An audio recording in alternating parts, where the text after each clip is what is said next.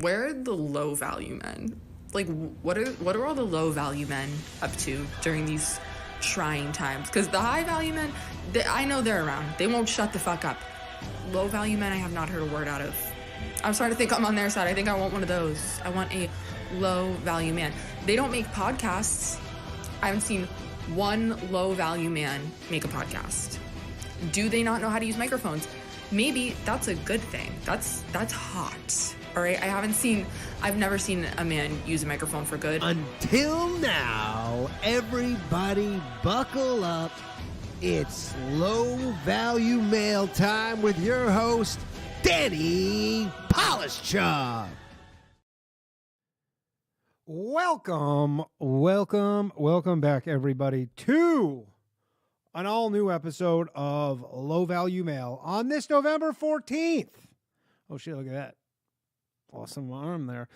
November 14th, 2023. And boy, this is episode number 85. We got a banger in store. I'm very excited for this guest. Very, very excited. Very excited. We have Meghan Murphy joining us. She's a Canadian writer currently living in Mexico and host of the Same Drugs podcast over on YouTube. You can go check that out. I've been following her on Twitter for a long time now. And I'm pretty pumped to chat with her. And we're going to bring on in a minute. Before we start, please like and subscribe. Just tell a friend. I don't know. Just do whatever. Do one thing. If you like this show, you want it to be longer, sign up for the Patreon. Otherwise, whatever. Tomorrow night, we have the Bathhouse. We're back.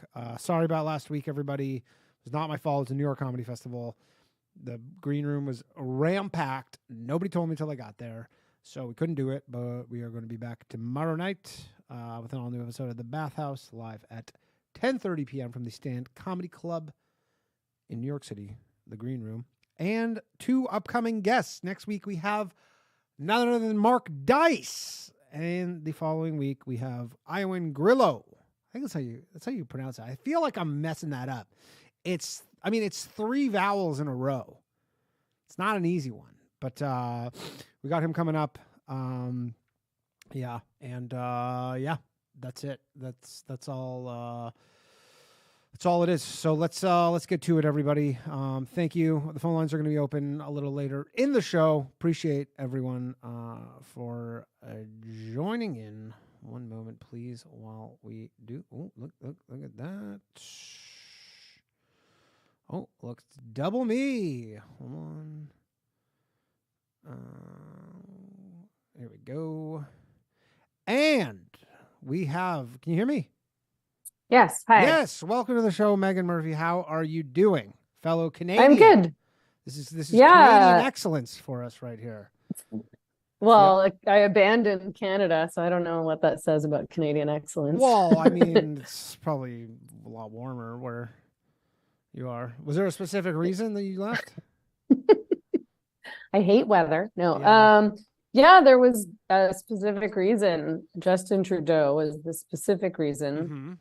Mm-hmm. So I'm from Vancouver. I was born in Vancouver, actual Vancouver, not fucking Chilliwack. Yeah. And it drives me crazy when people are like, what part of, I'm from Vancouver. What part of Vancouver? And I'm like, I get it. You're from Coquitlam. I'm from Vancouver. I do that exact thing though, because people here will say, like, I live in New York, and then they'll say, where are you from? And I say, I'm from Toronto, but I'm not actually from Toronto. But if I told them where I'm from, they wouldn't know, and they would be like, what is, what's But then you meet the odd person who's from Toronto, and then they get really mad at you. Yeah, somebody did explain exactly what you just said to me recently. They're like, yeah, but if I tell somebody I'm from Burnaby, they won't know what that is. So I just say Vancouver, famous Canadian band. That's true, but I don't know if people from outside Canada know that Chilliwack is actually. That's a good point. Actually, as I was saying that, I go famous Canadian band. I'm like, most of the people who watch the show probably don't even know who the Tragically Hip are. So. Yeah, isn't that depressing? It is depressing because I'm trying to show my my fiance the Tragically Hip, and she was like, what is this? Yeah, she goes, this is not. I go, I'm telling you. I think I'm the only Canadian that really does not like the Tragically Hip. I don't know if I've met another Canadian that doesn't. I find that every single Tragically Hip song sounds like the exact same song. Yeah. And I find it some of them do. They got some bangers in there though. They got some bangers. Okay, so you live in Mexico. Yeah. Okay, so I left because Vancouver was getting pretty old in a variety of ways. So I lived in Vancouver for 40 years, and it was, it has like this reputation of being a no fun city because it is a no fun city. Like the city seems very much against fun, and the people living in the city, especially, as I was getting older and I wasn't, 21, I just felt like people were really shutting down their lives and nobody wanted to do anything. And all of my locals, it's completely unaffordable to live there. And the same thing that happens anywhere that gets gentrified, I suppose, was happening there, except that Vancouver, but it doesn't even get gentrified. 800 times worse. Like my brother used to live on East Hastings, and it would be hard to say that was gentrified, and yet his rent was like astronomical. Yeah, but you would leave his place, and there'd be like literally right out the door, there'd be like people like injecting heroin into their foot, prostitution, like everything. But you're like crazy people, human shit.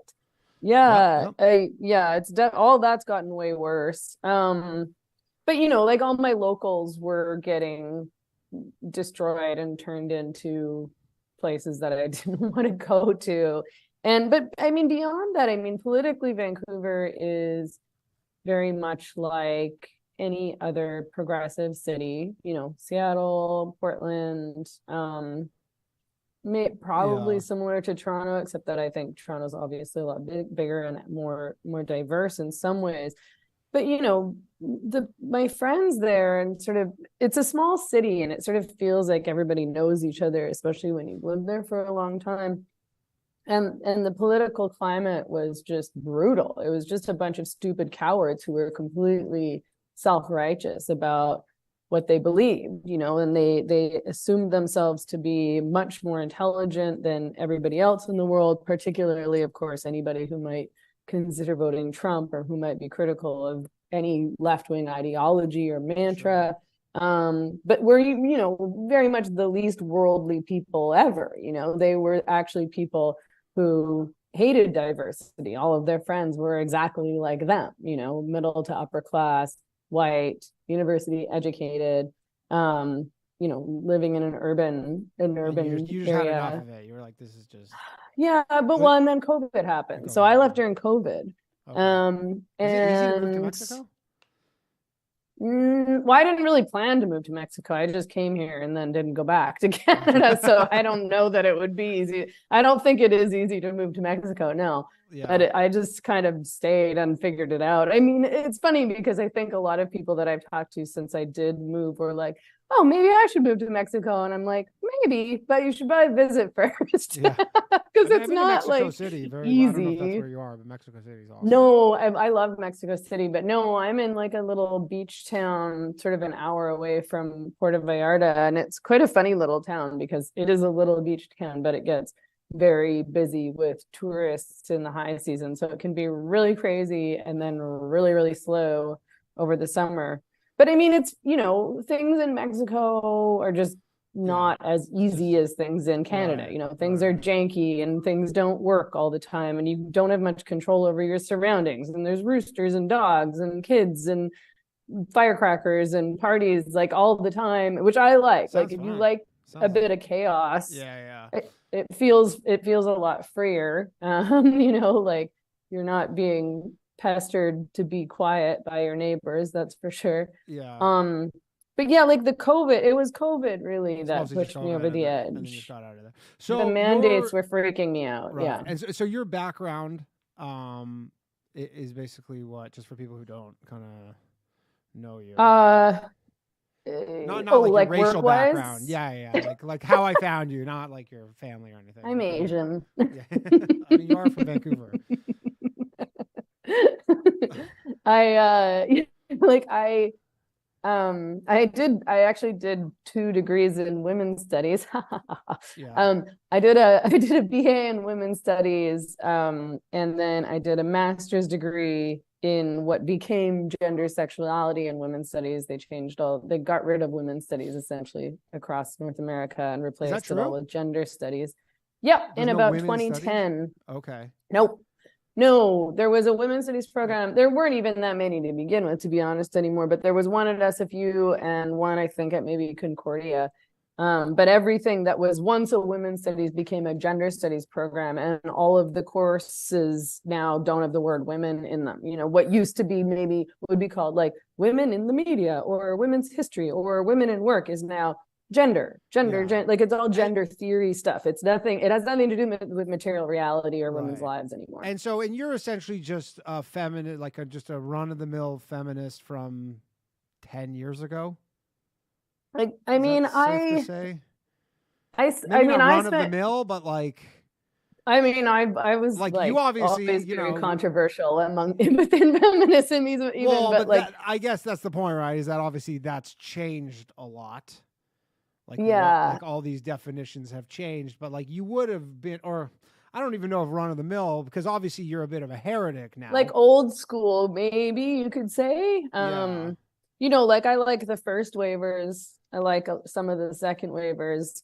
I came up in the third wave, but was always critical of the third wave and thought it was quite stupid, which was, of course, why it was so controversial. I can't keep track. It started in the 90s. And so the third wave kind of embraced, I guess, what you could call like sex positivity. Sure. And they since, of course, embraced like gender identity ideology. They're the sex work is work mantra people, and like everything we do is empowering. If we say it's empowering, whether that's getting fat or doing pornography or whatever.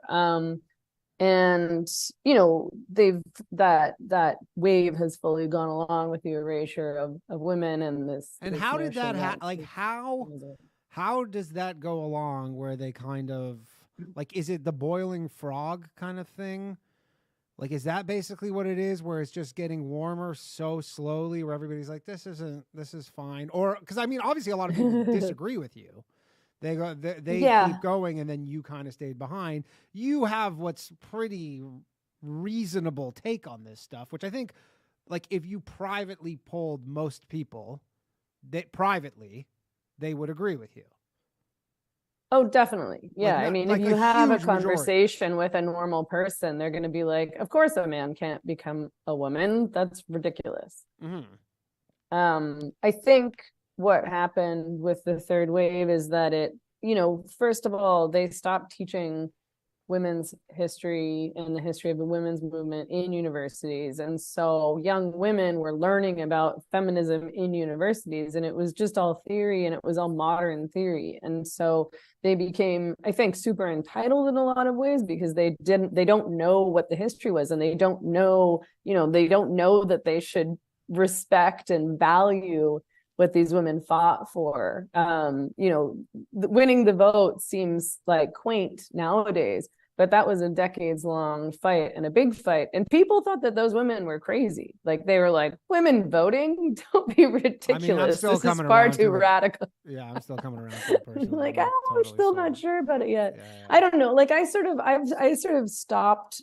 identifying myself as a feminist in recent years, because I mean, first of all, I don't like political labels. I find them very limiting, and I don't want to be limited by politics or ideology or by anything. I just want to come to my own conclusions. I don't want to be policed by labels. Like, I don't want to hear, oh, well, you're a feminist, so you can't do this, or you have to think this. And I'm like, okay, fine. I'm not a feminist. Leave me alone. I want to think what I want to think. Right. I don't like tribalism, and I don't like this grouping and categorizing of people in that way. And I certainly don't want to be categorized in that way. But yeah, of course, I mean, I fight for women's rights. So yeah, I'm not going to be offended if somebody calls me a feminist by any means. Right. Okay. And then you got banned from Twitter. You're obviously back on there. I did. Yeah. Good follow if people want to check it out. I feel like you're one of like the because I was living in Canada when all this stuff started really percolating with like the bill C-16? 16. Or whatever. Yeah. That was the one where Jordan Peterson became famous from that with the compelled speech. Yeah. So me and Jordan Peterson testified against that bill in 2017, which was Canada's gender identity legislation. Okay, and it passed?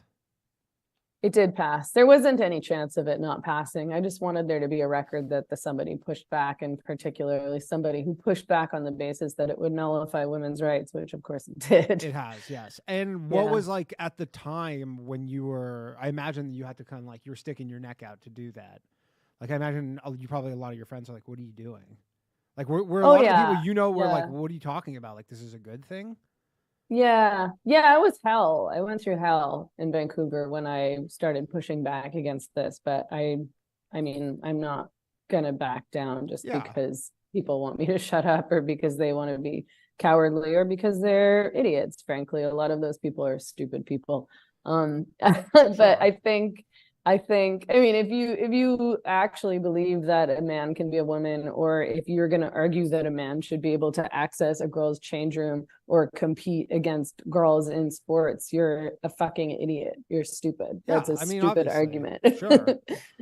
But yeah, like I lost so many friends, you know. I essentially lost my job at the time, although I resigned. But, you know, my coworkers had completely stopped speaking to me. And this is all due to the bill C-16. My pushback against, primarily, I mean, you know, like I said, I was controversial before that. So there were cancel campaigns. There was a massive cancel campaign against me in 2015 across Canada, started by Canadian leftists and people who I guess would call them sex work advocates, because I was opposed to the legalization of prostitution. But you know, these people I was saying things that they didn't want me to say. I was never in line with leftist ideology, never mind feminist ideology, and they just wanted me to shut up. And so they've been after me in any way possible. And then it was especially, though, of course, when I started speaking out against the gender identity stuff in Vancouver, because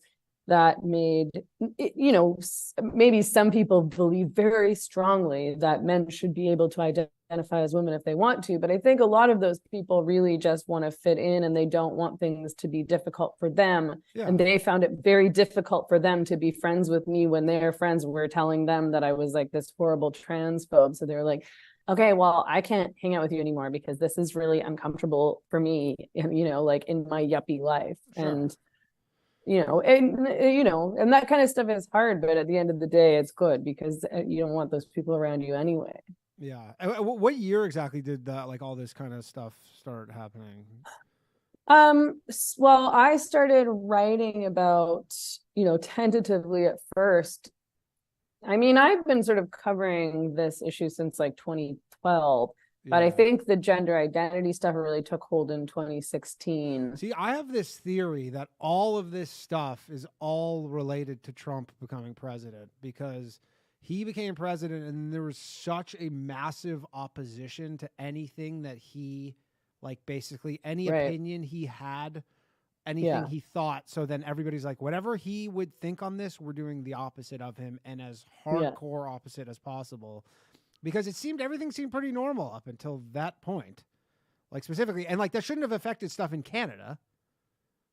No, but Canadians love to pretend that their politics and lives are the same as American politics. Right. I mean, obviously and lives because they're bored of themselves. There, but like it just was literally just this crazy pushback to just the fact that like he was the president, everybody's like, and he was a conservative, so he was like, we're going to go as far left as possible just to like.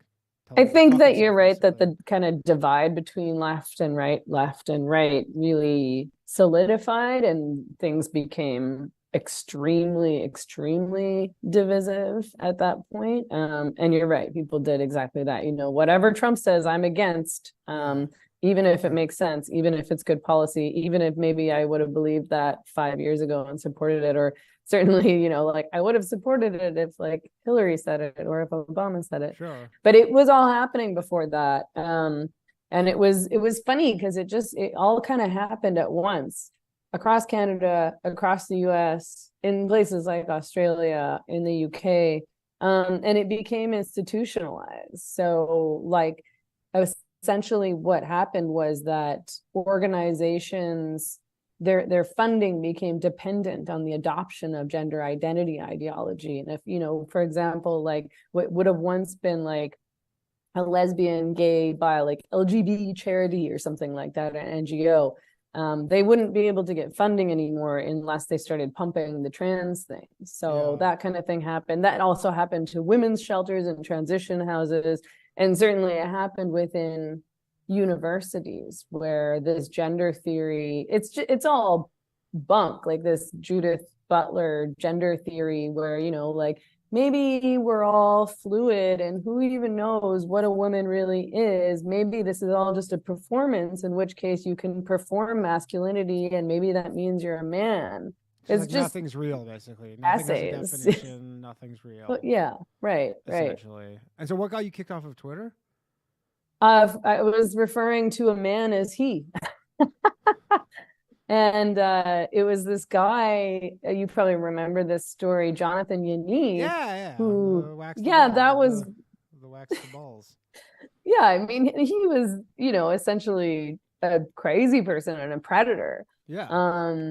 And he was going around to these female estheticians. He was contacting them, I think, mostly on Facebook. And they were estheticians who worked independently. You know, like a lot of them were working out of their homes. A lot of them were immigrants, English as a second language, etc. So women who would be vulnerable in this particular way. And he would contact them and ask them for a Brazilian bikini wax.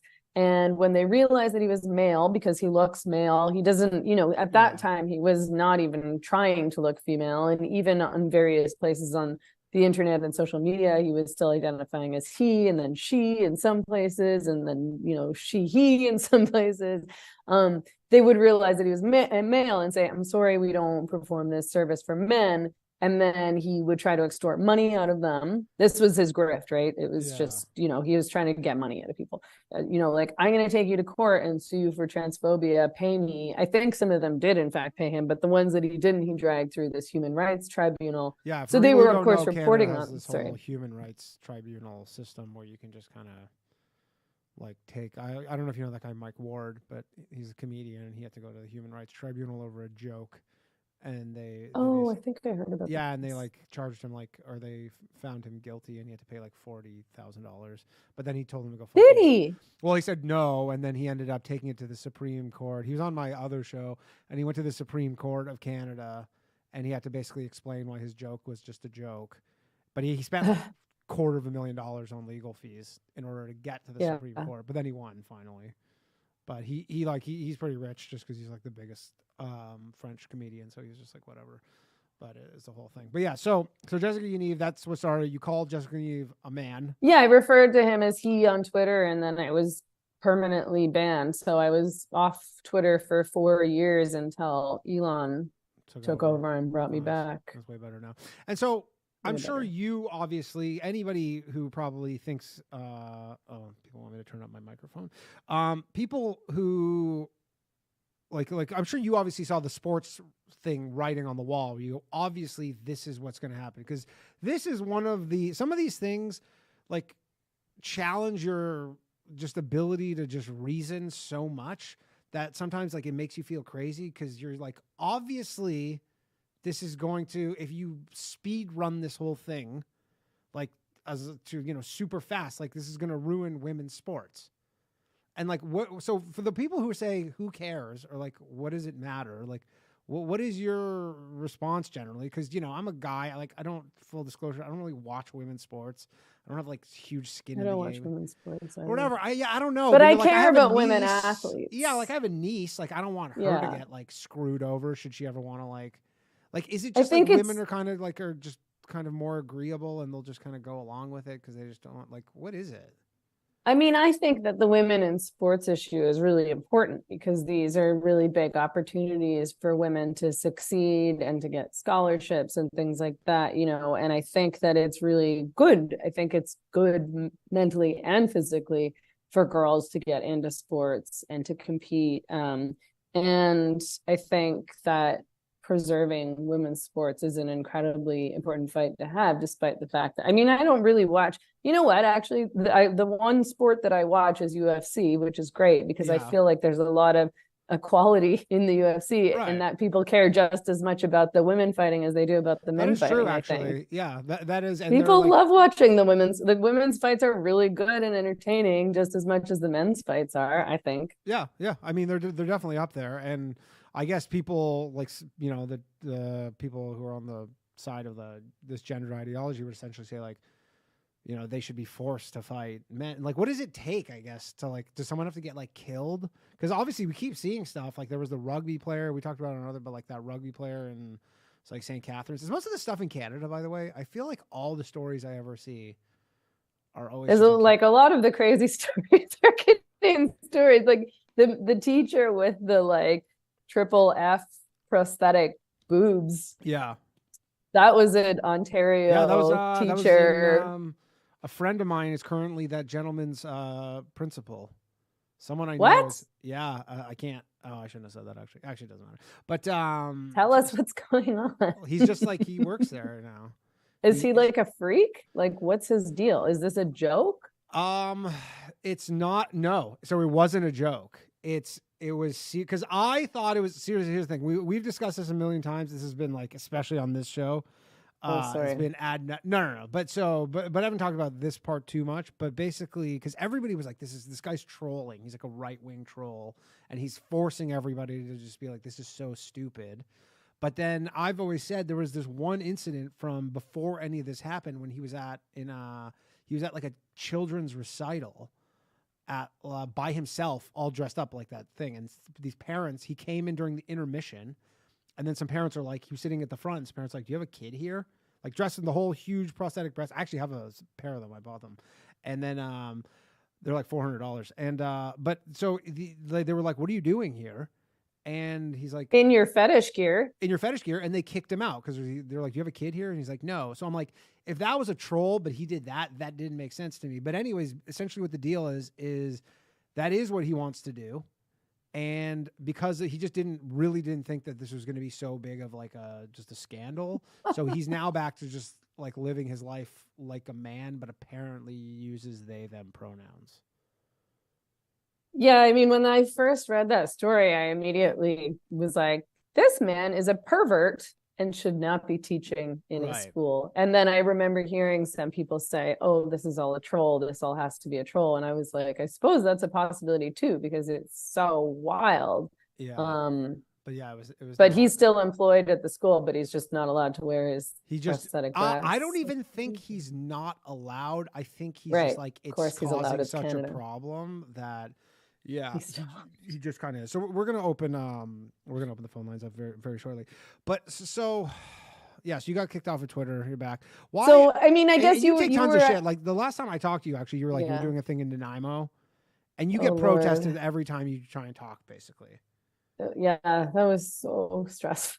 I feel like I lost 10 years off of my life because I had been in San Francisco the week before. This was back in September, and we had been chased down by 8 like Antifa guys and had to run from a gang of men who were trying to attack us. And now are these trans women? Like when you? No, they were just dudes dressed in black hoodies. Okay. Who care so much about trans women that they want to, murder actual women. Right. Sorry, I was just doing that because I'm trying to regain the focus on because I was thinking that because like the trans women are always saying, a huge issue is like the violence that they'll receive, but then it seems like mostly it's people like on your end who are subject to violence.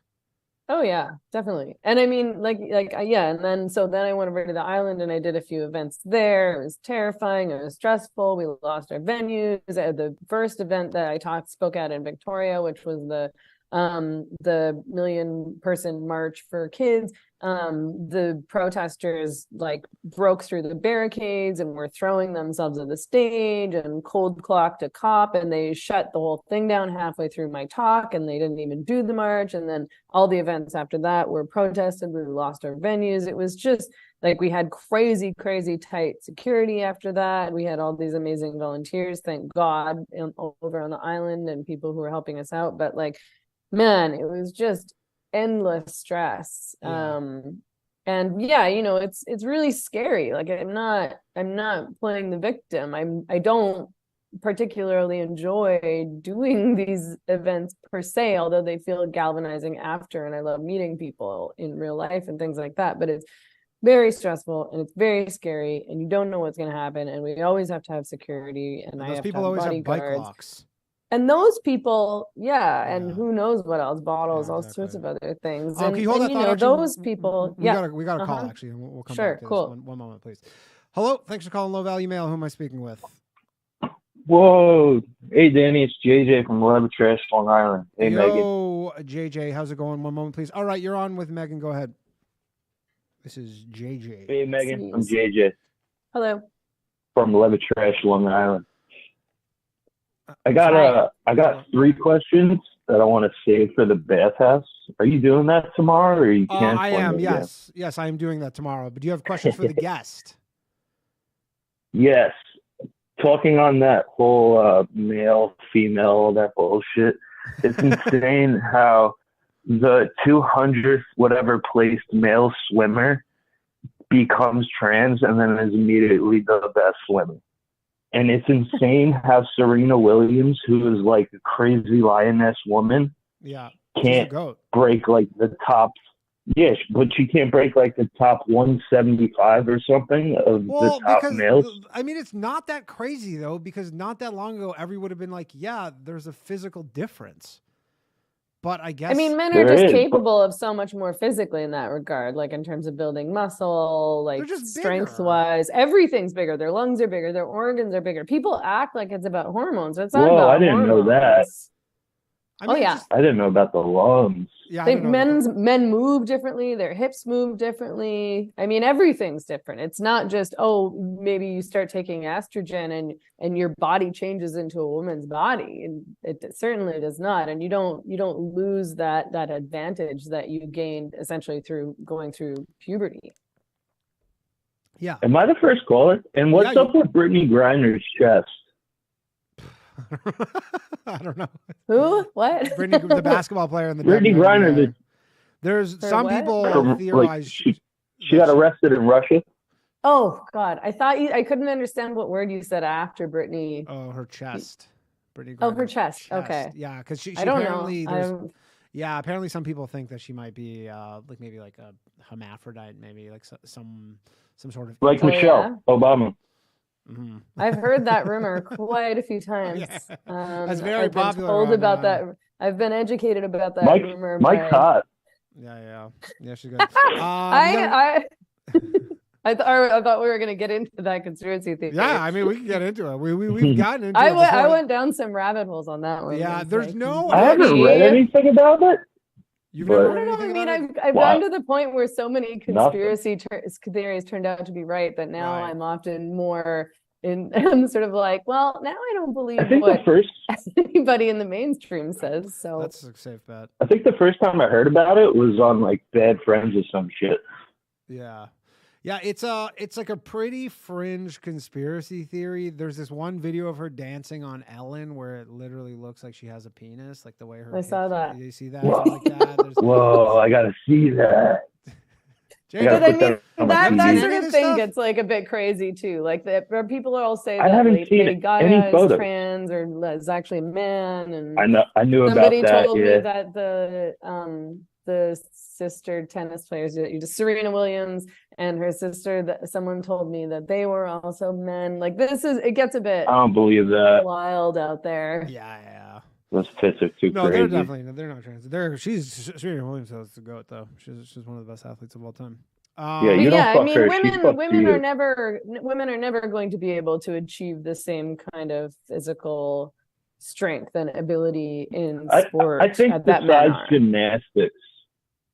That's true. I'm not saying that women can't be better. Like I think there's certain things that women could, but it's not going to be the raw strength or speed things, or the jumping. Yeah, like not driving, but it's not going to be basketball. Yeah, they're going to be really good at that sport called makeup. Sure. Anything else, JJ? I just think it's wild how like you're like in the top 10% of people in the world, who talk to so many different people, like strangers and shit. Yeah, thanks, man. And like you I still really like remember talking to who I strangers. am. What's that? Say that again.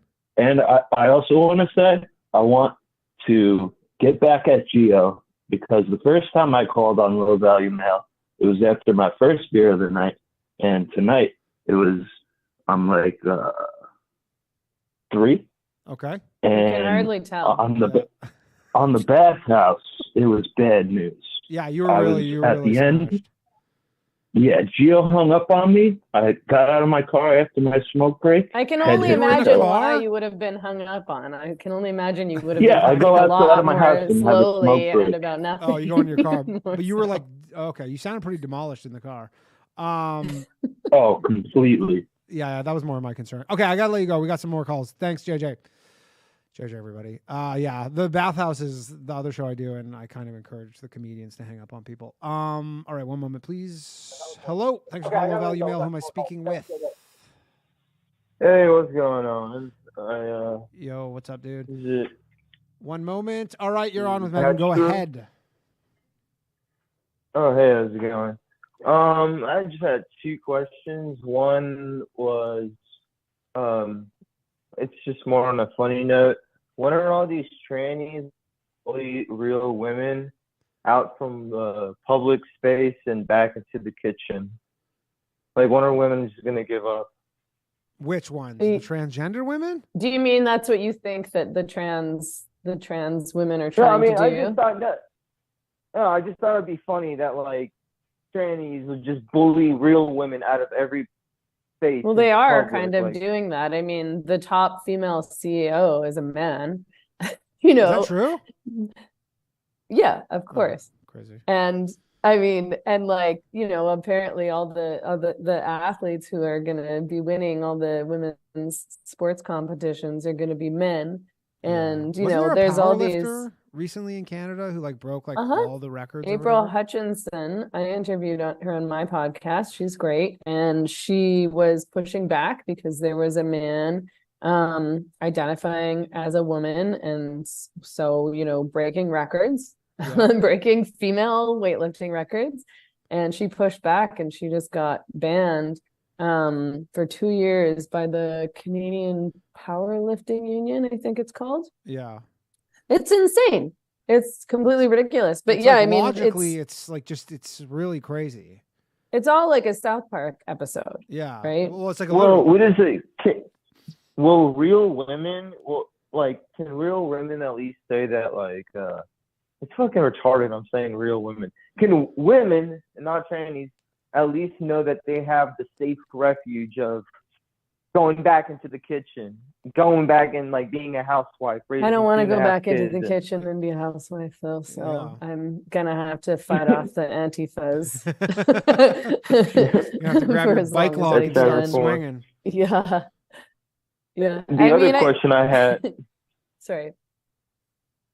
I was gonna ask, the other question I had is this: why is it kind of like all this like indoctrination in schools?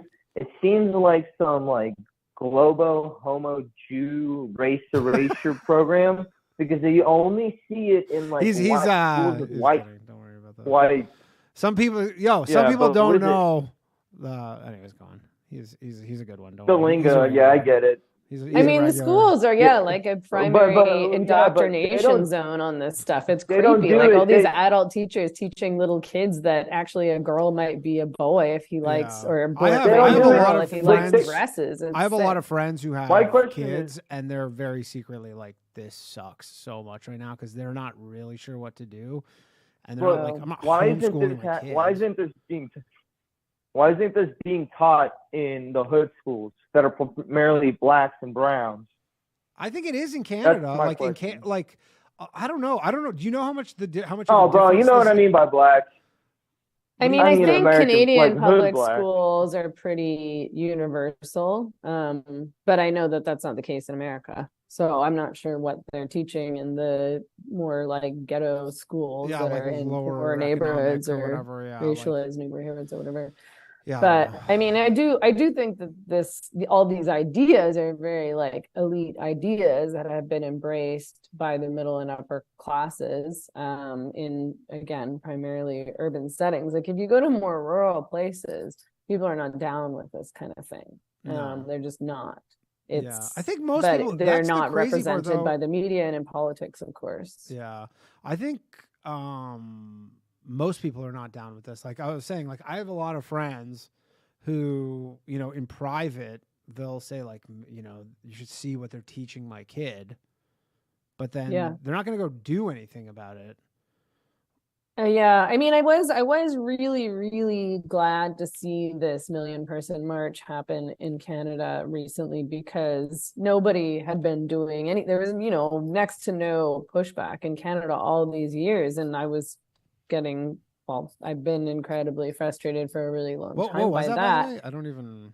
It was this. It was a march organized specifically all across Canada. It was amazing. There were millions of people to push back against gender identity ideology being taught in school. This SOGI program, which is their sexual orientation and gender identity programming that they implemented across schools across Canada to teach kids exactly what we're talking about, you know, that a boy could maybe be a girl, and that everyone has a gender identity, and don't forget to ask everyone's pronouns, and that it's acceptable for teachers or school administrators to essentially socially trans kids without telling their parents. So start calling them like a different name, referring to them as the other pronoun. Yeah, at school. So at school, everybody starts calling Sam Sheila, and calling him her, and treating him as though he's a girl, but without even telling the parents what's going on. And so that's something that people are finally starting to push back against in Canada, which is great, because parents are getting really upset. And I know I have a lot of friends who are parents who are really upset and really scared and really nervous. And a lot of them, you know, maybe some of them are too cowardly to do anything. A lot of them just felt like they didn't know what to do. And, you know, when you try to talk to these teachers or to these principals, they are mealy-mouthed and, you know, sort of treat you with condescension in a lot of ways. Like, oh, you stupid bigot.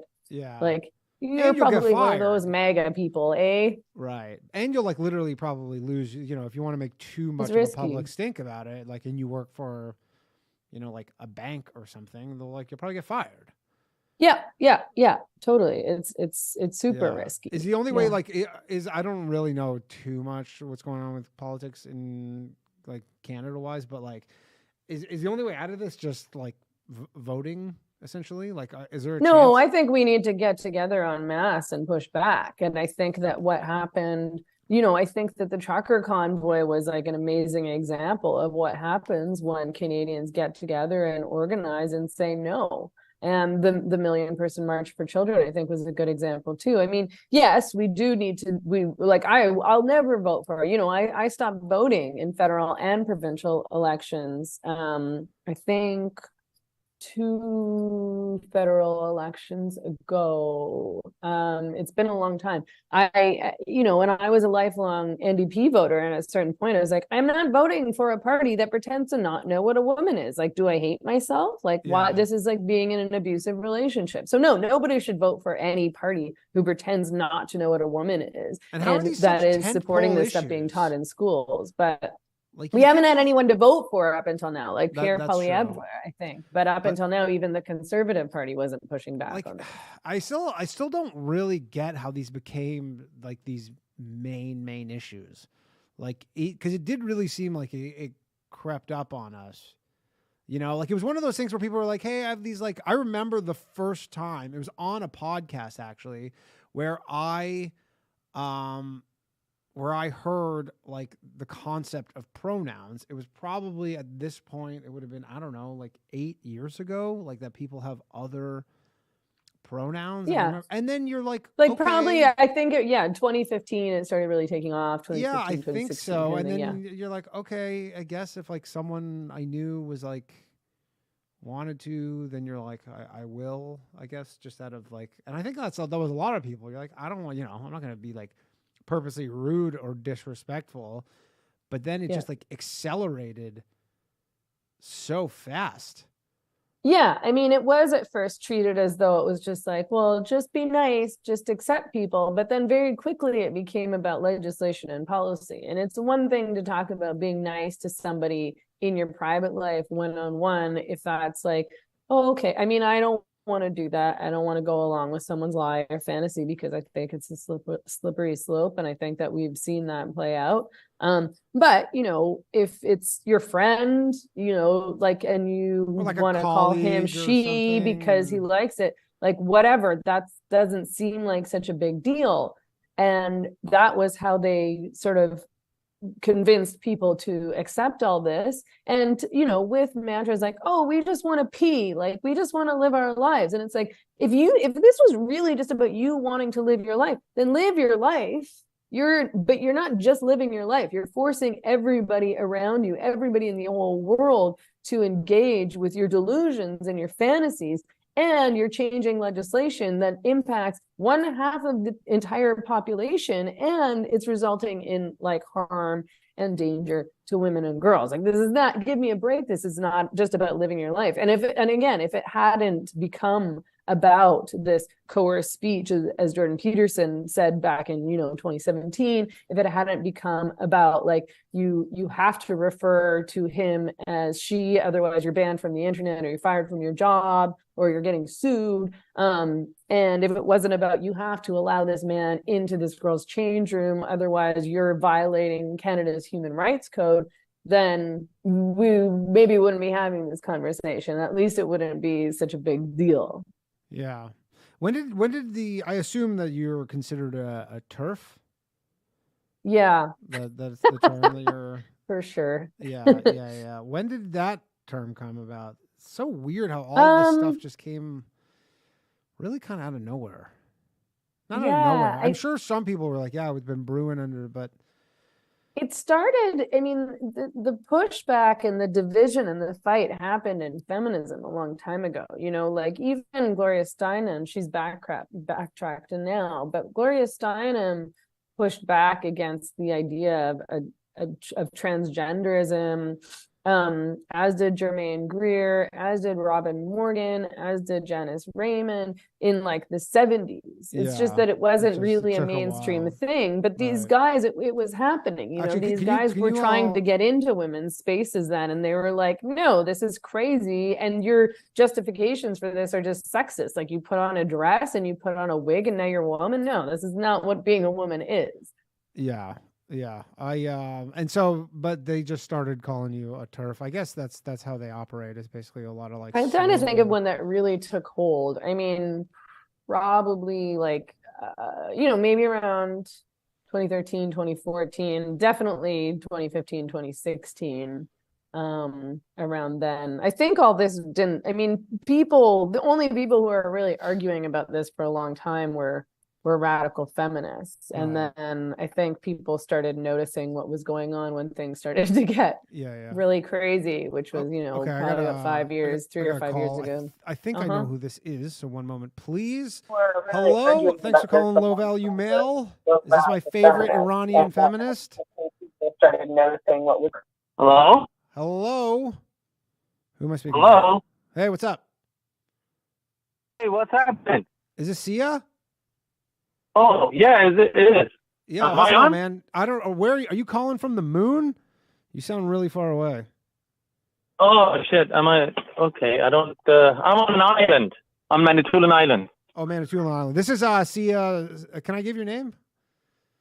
Yeah, sure. Oh, this is my Sia Sufi. I knew him from, he's like, it's funny, he's an Iranian feminist.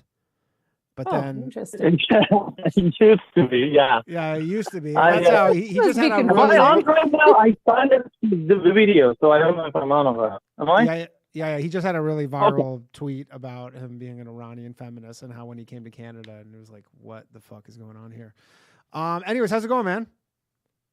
Hey, it's going great. I was just listening to you guys talking, and I was wondering, you really think things can turn around in Canada with voting or like people coming out in the street?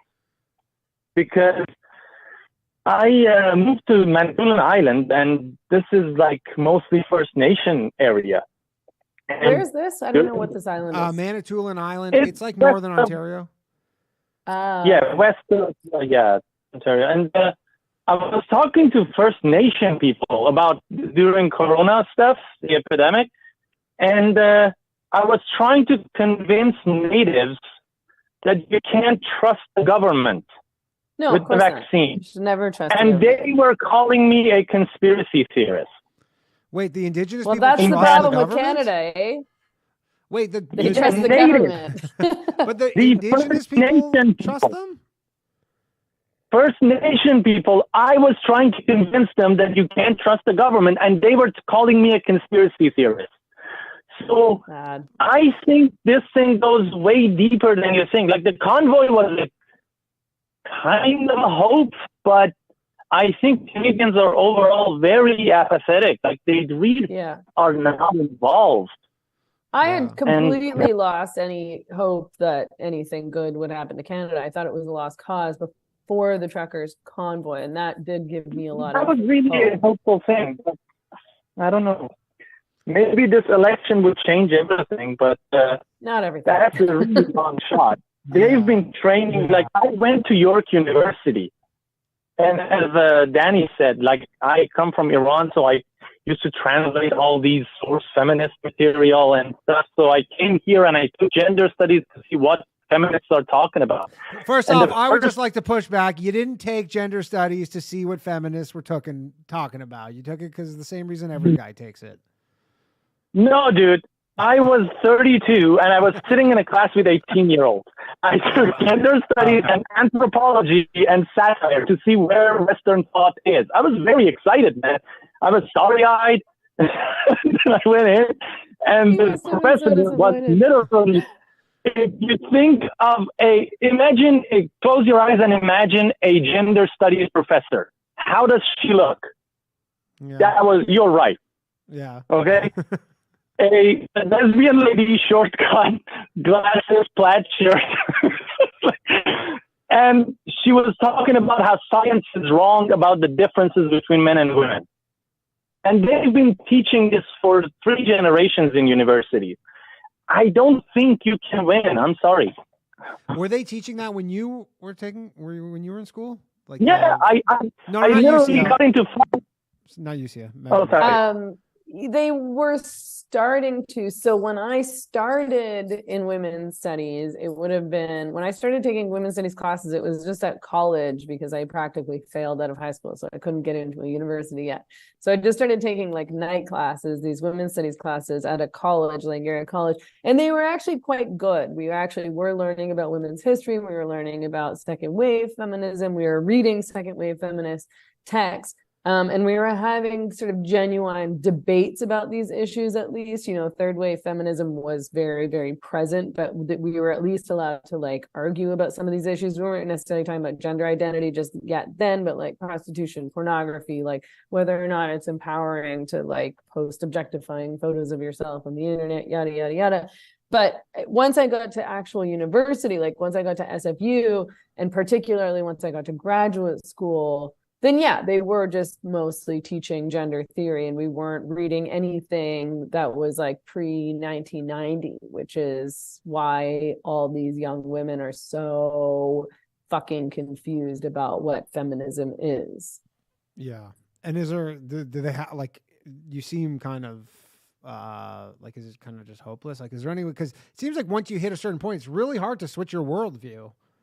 You know, if you Well, were... I mean, so in terms of hopelessness, I guess what I was thinking about hope for Canada. And I do have some hope that Canada can, you know, stop a few things from coming down the pipe. But I do think that the younger generations are lost and fucked. So I don't know what that means. Like anybody who's like Gen X or older, I think, you know, we can do our best, but it's going to be hard to take on the Gen Zers who are, you know, addicted to porn and gaming and enmeshed in woke culture and their phones and don't really know what the real world is like.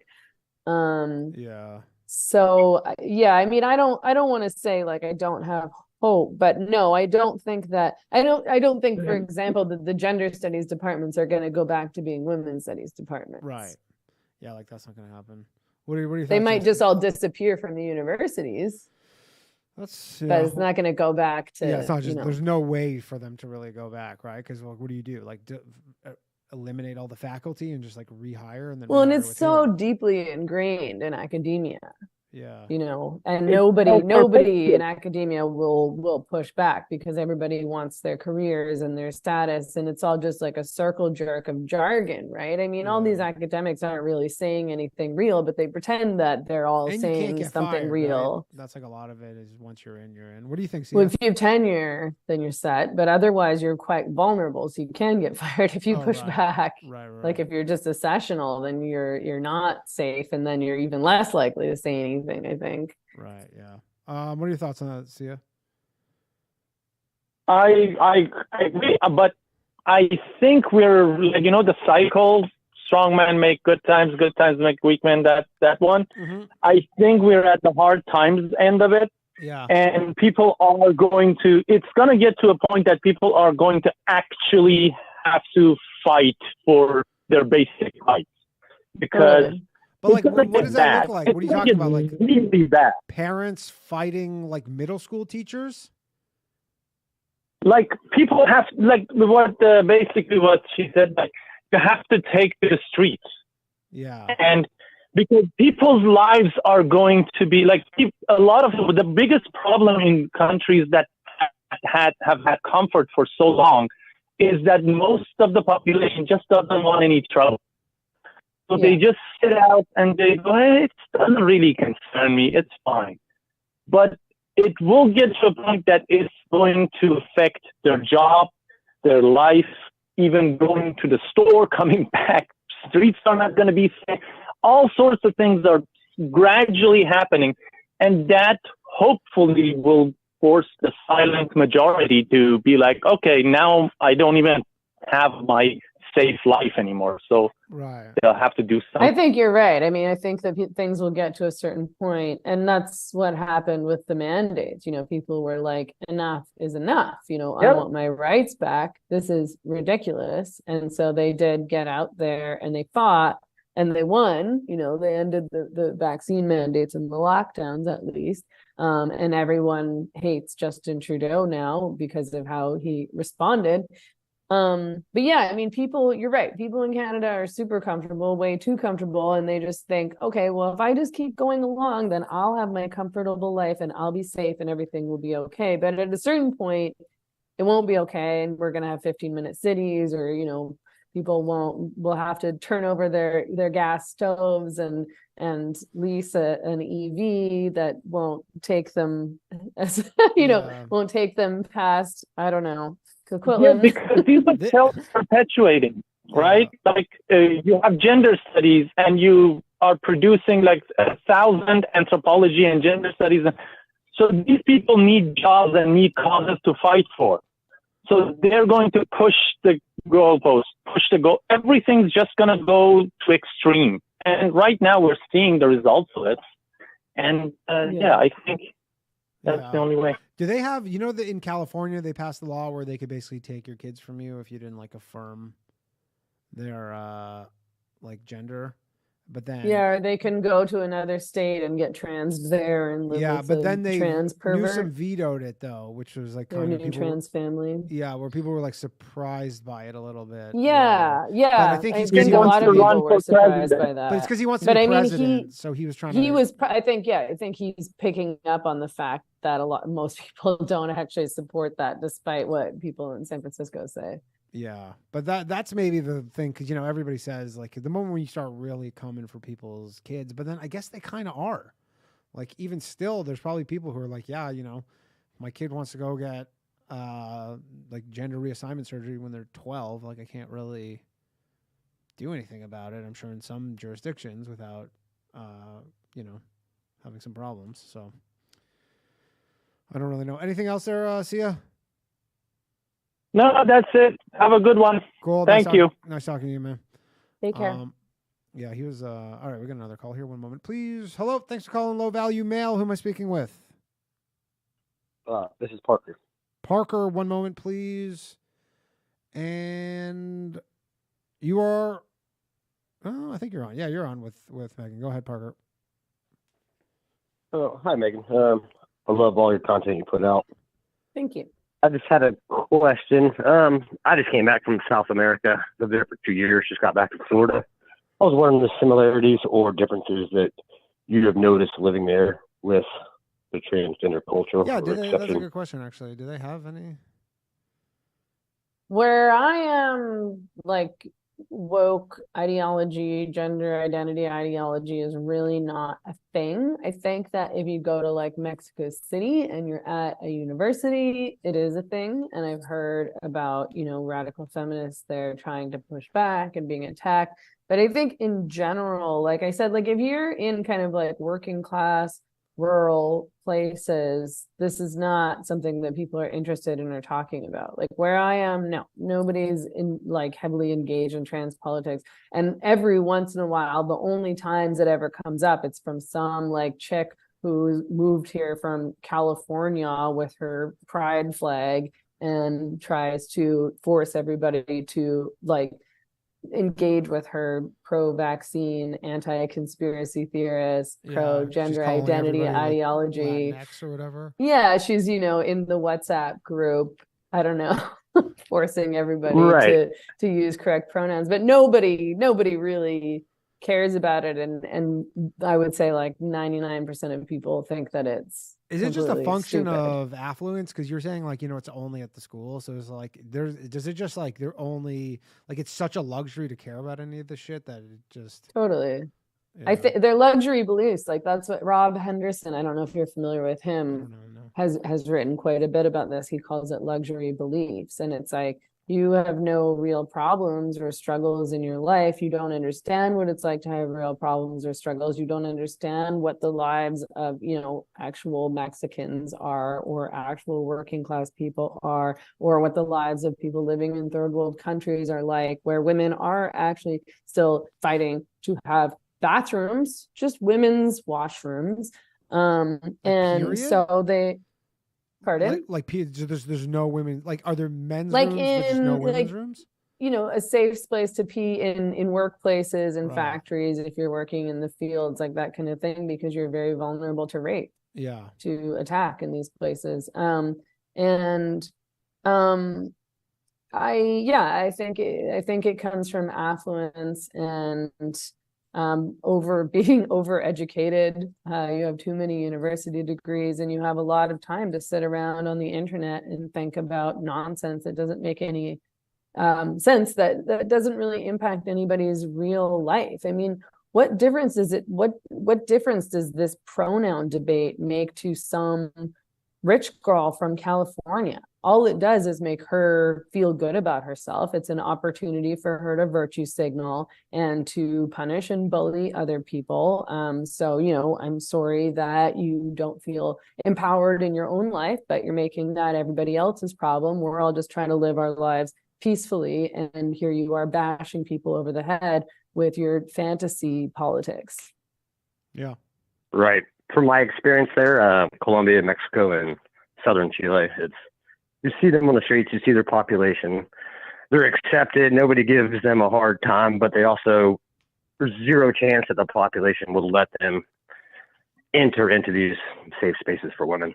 Right. I mean, I've certainly seen men who would, I assume they're identifying as trans women or something of the like here and in Mexico. That certainly exists, but nobody actually believes that they're actual women, and it's not some big political debate. And no, I don't think that anybody would say, oh, sure, yeah, come into this women's shelter. Maybe that's probably starting to happen a little bit here and there.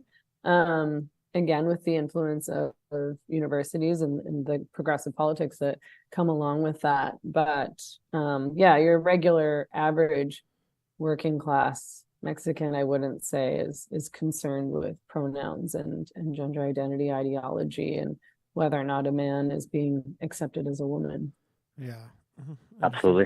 It's a shame that we're the way we are in America, but thank you very much, Morgan. Thanks for all you do. Yeah. Thanks for calling in. Take care. Is there anything like, you would say they, I guess where trans people like I don't know if sympathetic's the right word, but like where you go, maybe they do have like a case there, like a certain things where you go like maybe, you could say, because obviously, they fully disagree with a lot of, they go, we need all this stuff. Like, is there any like in between halfway stuff? I don't think there is any in between halfway stuff. I mean, certainly I think that some of the arguments could be convincing if, for example, a man who has, surgically transitioned, let's say, gotten these sex change surgeries and is really trying really hard to look like a woman, and he would feel safer going into a woman's washroom. I can see why people would think, oh, okay, that makes sense. But at the end of the day, I mean, you can't make those kinds of exceptions just for one person, because the exception in terms of law and policy has such wide-reaching implications for all women and girls. And at the end of the day, it's so much easier if you just say, okay, you're male, you're female, this is how it goes. If you want to wear a dress and you want to wear makeup and you want to have long hair, that's fine. You can do that. Some people might think you're a weirdo, but so it goes. You shouldn't be beaten up. You shouldn't be discriminated against. Yeah. But you're still going to have to use the men's washroom. And yes, that might be a little bit awkward, but these are the choices that you made in your life. Yeah. And I guess if you're so passing where nobody would know, then that kind of. Yeah, I mean, if nobody knows, I guess. But most people do know. Most of these guys are not. Well, but that's the problem. Is like there's like, I don't know if you know. I'm sure you know, like Blair White. Like Blair White. If you're around Blair White, you're not like that's a guy. I mean, I don't know. I've never met him in person, so I don't know if I would get those vibes. It's a she. You don't know who Blair White is? She's like a. No, I do know who he is. It's a man, right? Yeah. Whatever. Sorry. Yeah, but I mean, I think. Like on the internet, yeah. I mean, he looks like a female porn star, but yes. Like, all I'm saying is that in real life, maybe I would assume that he was a woman, or maybe not. I don't know, because I've never met him in person, and it's hard to tell from like filtered Instagram photos. Yeah. Well, I've met them in person. It's like, I even have a problem. It's so weird. You don't know. You can say she. It's not. No, obviously it's just like, it's like having met her or whatever. It's just, they're so passing that it almost seems, whereas some people are like doing such a poor job of it. You're like, there's never a million years I could call you she, It's such a weird thing. Anyways, we got to call here. One moment, please.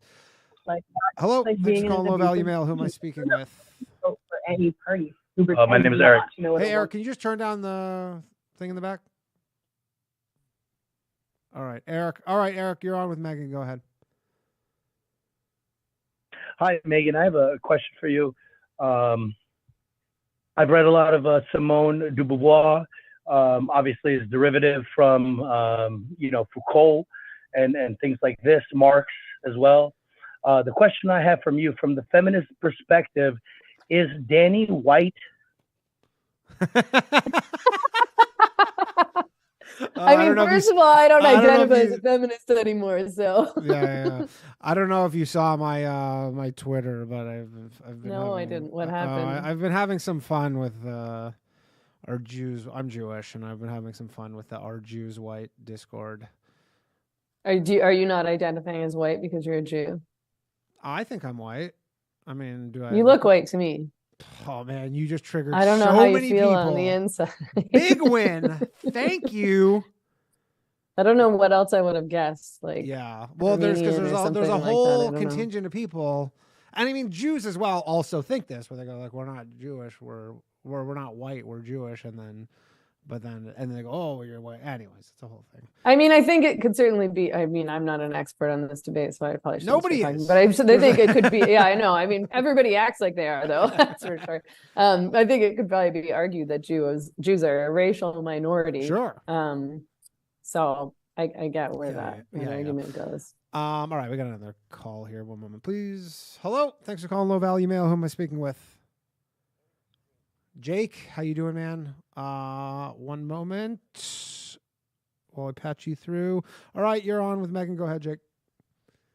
So I have a question that I don't feel like is broached very often, which is the effect of transgender people on the mental health of the unattractive. So like really weak femmy dudes or really butch ugly chicks, they've got people like assuming that they're trans at a bar or something. Like the ugly women already had it hard enough. Yeah. And now they've got people assuming they're dudes at a bar. Well, I think that happens. I would assume that happens a lot to lesbians, which would suck. Like if you're a butch lesbian and now everybody's assuming that you're a dude. Yeah. It happens a lot more now than it did 10 years ago. I'm sure of it. Yeah. I would find that extremely annoying if I was a lesbian. Yeah, that's kind of a good point. I guess, yeah, because some lesbians, like, they maybe want to look like a guy, but they're like, I don't want to be a guy. They're just like, I'm just. Well, it seems like the younger ones do, but in the olden days, like all of the lesbians that I've known in my time through, radical feminism and women who came out of the second wave, there's a lot of butch lesbians and certainly a lot of lesbians who are like rejecting femininity. And they were totally appalled when this trans trend started coming along, because all these young lesbians, 20 something or whatever, were starting to identify as trans men and then getting vasectomies and maybe taking hormones. And they were like, we're losing all our lesbians to the trans trend. And it used to just be okay to just be a lesbian, to kind of look like a boy. Like that's kind of like a hot thing for a lesbian, or to be butch or whatever. And I think that in the younger generations, it's much more rare, and it's more common for these girls to transition. Yeah, I personally know, and because obviously people say there's a lot of like social contagion element. I personally know 3 female comedians who, when I met them, were lesbians and then have all had mastectomies. Like, what are the odds of that? How old are they? All in their 30s. I just find that sad. But it's just like, what are the odds of that? Like, you know how many female comedians, period, there are in like Canada? Right, not very many. Like, it's I not don't like think I know one. Well, yeah, you know what I mean? But it's not Name like one. Even if it was 1,000, which it's not, 3 out of 1,000 would be a lot. If you go 3 out of 1,000 female comedians have had voluntary mastectomies, you go, that's a lot. Yeah. And it's not even that. But you're like, how does something like that become a social contagion of like having like such a crazy surgery that like cannot be undone? I mean, it's so funny because back in the olden days, in the 70s, in the 80s, when I was a kid, the thing was, you can be whatever you want to be. Not you can be whatever you want to be, like you can be a boy if you're a girl, or you can be a giraffe or whatever. But if you're a girl, it's totally okay to be, a tomboy. That's sort of like how I thought of myself when I was a kid. I sort of like boy stuff better than girl stuff. It would have never occurred to me that I was actually a boy, nor would it have ever been suggested to me. But I think that genuine acceptance of pushing back against gender norms, gender stereotypes, gender roles, maybe the idea of gender fluidity, that actually was really accepted in the 80s. And I think a bit in the 90s too. And now it's the opposite. And now, so these women who are lesbians, so they're like, oh, well, I'm not this like feminine, hetero, girly girl, so I guess I must actually be male, rather than just being like, I'm just a woman who's not into femininity and I'm not heterosexual. I like girls and I like having short hair and wearing big flannels. Yeah. I feel particularly bad for the ugly straight girls. Like lesbians, they're not my issue, but the ugly straight girls who used to be the ones that you'd approach when you were like out of options, now you have that extra little thing in the back of your head, like, nah, I'd rather not. I'm drunk. I don't want to accidentally fuck a guy. Oh, because you're worried that it's actually a man. Yeah. Yeah. So they're just not even getting approached by the whole can of worms getting opened up. Okay, I see what you mean. Yeah. Well, he was saying both ways. Well, and on dating apps too. Like imagine, like I'm imagining, I hate dating apps. I would never use them, but apparently lots of other people do. And I can just imagine swiping through and just being like, wait a minute.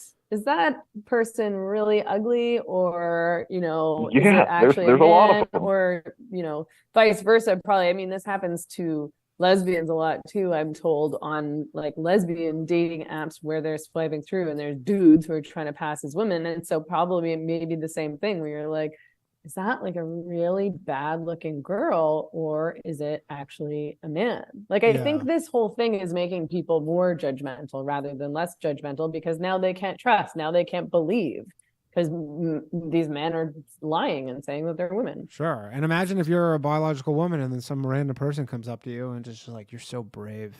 Like, what are you talking about? You go, you're so brave. You go, brave for what? Your transition. You go, fuck you. Yeah. All right. Thanks. Anything else, Carl? No, we're good. Thank you very much. Thank you. All right. We're going to take a couple more calls. I know you got to go soon. One moment, please. Hello. Thanks for calling Low Value Mail. Who am I speaking with?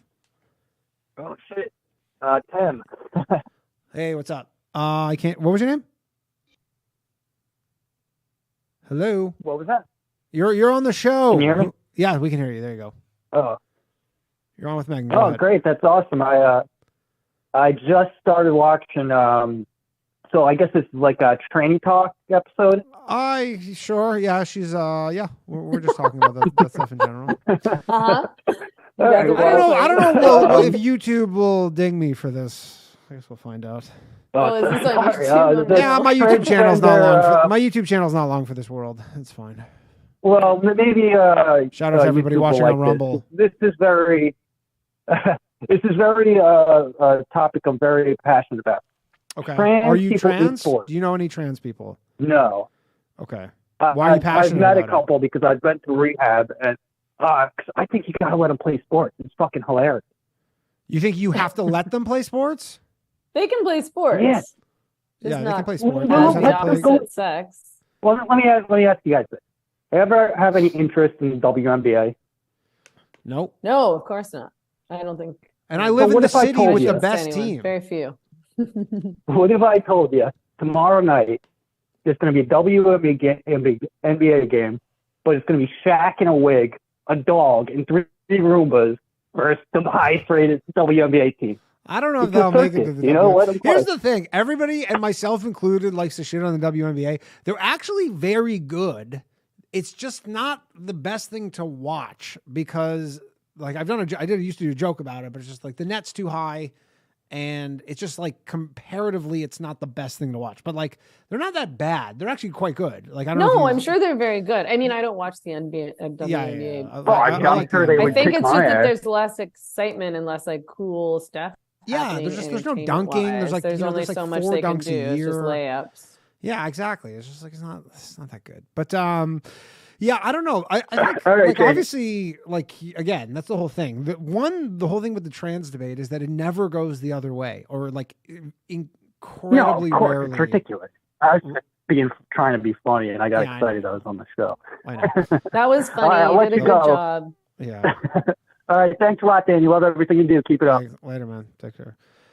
Yeah, like that's exactly like, you know, they never go. It would be nice. Maybe like a 1-for-1 rule would be okay. You go, okay, we'll take one, like for college sports. You go, fine. Like it has to be one has to make like the men's team in order for one to go play on the women. Would that be acceptable? But no, because I mean, how a woman's not going to succeed on the men's team, but the That's the what I'm man saying. is going If you to can't get succeed a one- lot on the women's team. That's what I'm saying. If you can't get one woman to make a To like men's team, volunteer. No, to make it no, like they of have her to make the own team. They have to make the success. team. Oh, Yeah. So okay. if they don't make the team, then we're Low not taking one from the level-wise, other yeah. side. All right, we got another Okay. call here. No, that I kind of like that. This is from your home province right here. Hello, Mic check 1 2. Tony Scarboni, everybody. Yo. Tony Scarboni, regular to the show. You're on.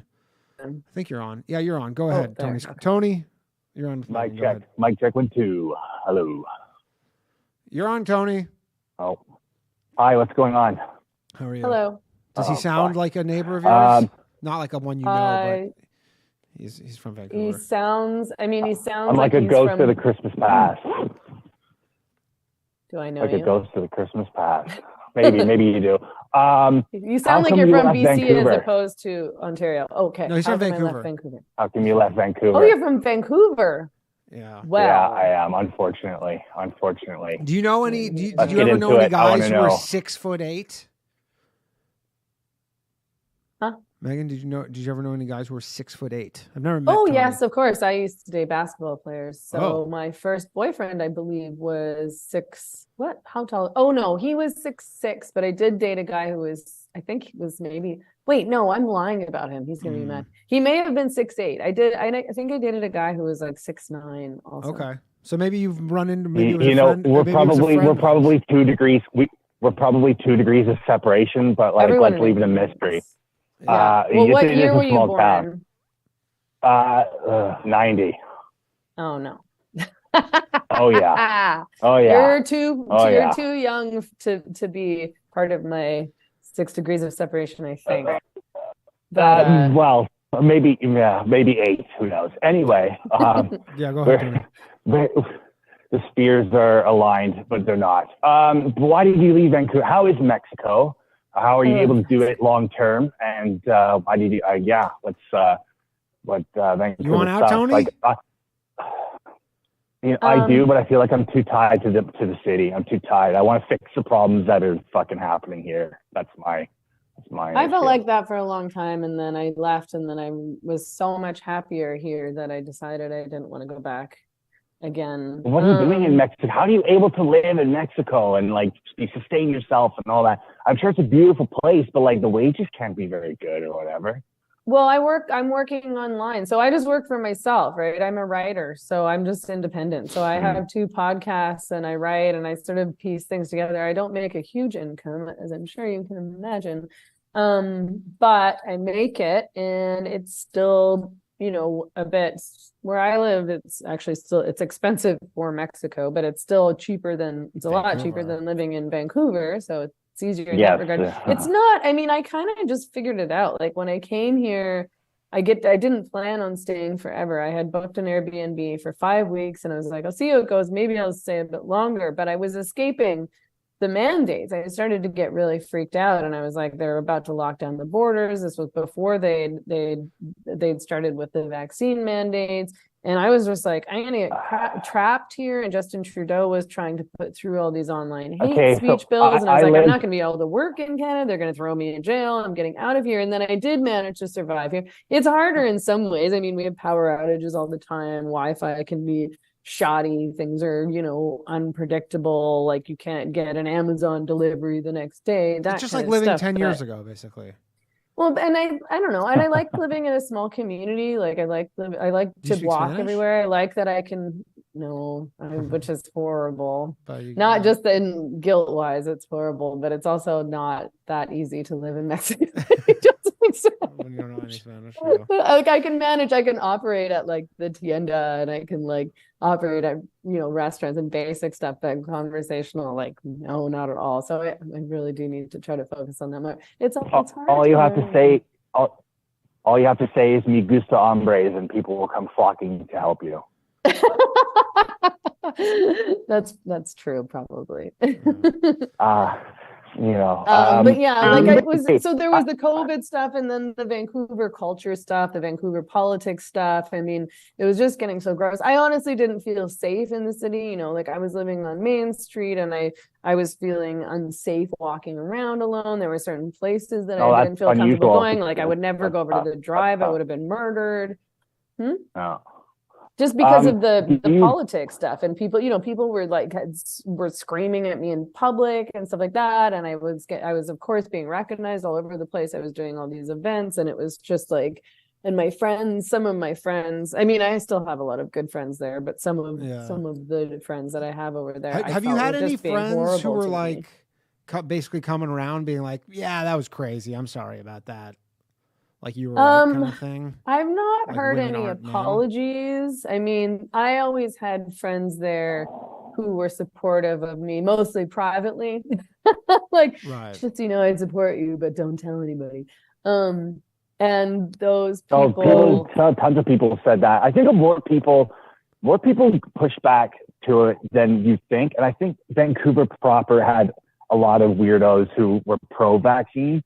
But like, in my experience, you couldn't like cross and leave the border, but like people were coming and going out of Canada all the time. And like BC was the most lax out of any province with all the vaccine mandate bullshit. The vaccine BC stuff. was like Florida. BC was a lot like Florida. Like we just didn't care or didn't enforce anything. Oh God, when I was back, so I stayed here for 6 months before I went back for the first time. And when I went back, all anybody was talking about was the vaccine. And I was like, is this a joke? We all have to hang out in a park. You want me to? I'm not a teenager. I don't want to sit around in a park and talk about which vaccine you're going to get. Like, people were obsessed in Vancouver. People were terrible there. I mean, that might have just been comparatively to here because there was nothing here. You know, it was like COVID didn't even exist here. We were all just operating as normal and it was fine. And I was like, you guys are crazy people. I'm staying here. People were obsessed and so attached to the narrative and just mainlining the CBC. Scarboni, lots of people are saying in the chat that that's not true, that they're agreeing with Megan here. Where do you live in Vancouver that it wasn't crazy like that? Oh no, some people see very BC. Okay, people are all over the place. I think it was dependent upon what establishment you entered, but yes, you're correct. That's all people were talking about, and it was very annoying for sure.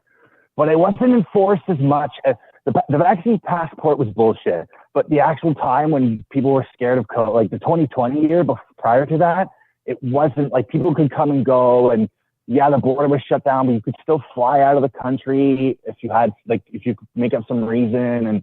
And the vaccine passport was bullshit, but I just remember it like not being that big of a deal, except for the fact that, yes, you're right, a lot of people talked about it. There was no fun. I couldn't have any fun. I felt like I was dying, trapped inside my apartment, and I just wanted to touch people and have physical interaction. I mean, I was living in New York City, and it was like we were doing comedy in parks and like the whole thing. Doing everything online. That was like working out online, like in a Zoom class. I was like, fuck this. Yeah, that's weird. You're right. All that, we were impacted by that. But and what you said about the Freedom Convoy, well, it's true. Like, Aaron O'Toole did resign. It did kind of push things along quickly. There was a lot of fucking propaganda that was like anti-convoy, and you're right. My we all need to come together. When I say anything good about the convoy, my friends in Vancouver still are like, pardon? As though they've never even heard anybody say something like that before, because they've all agreed that the convoy were crazy people and Nazis and white supremacists. 90% of my Facebook You're not alone. From Canada is that, where they're like, because I was watching it from America, and then I was like, this is sick. And then everybody, on Canada, it was sick. Monsters. It was definitely a boys' move. I was like, finally, something cool happening in Canada. And then everybody on Facebook is like, this is a dark stain on our country. And I was like, what? No, it was the fucking coolest thing we did in years. Yeah, I know. Maybe the coolest thing ever. Thanks, buddy. All right, let's take one more call, and then I believe you got to get out of here. One moment, please. All right, we'll take this one. Hello. Thanks for calling Low Value Mail. Hey, did that not work? Okay, hold on. Hello. Thanks for calling Low Value Mail. Who am I speaking with? Conspiracy extremist. Hold on.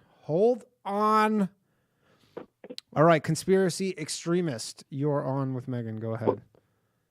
What's up, man? Hey, Megan. I didn't know a lot about you until tonight, but when you called Blair White a he, I'm an instant fan.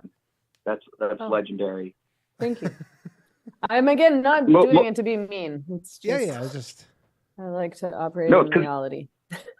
Yeah, he's a dude. He's literally a dude. And he knows that. I mean, Blair White is the first person to say that too. That's exactly.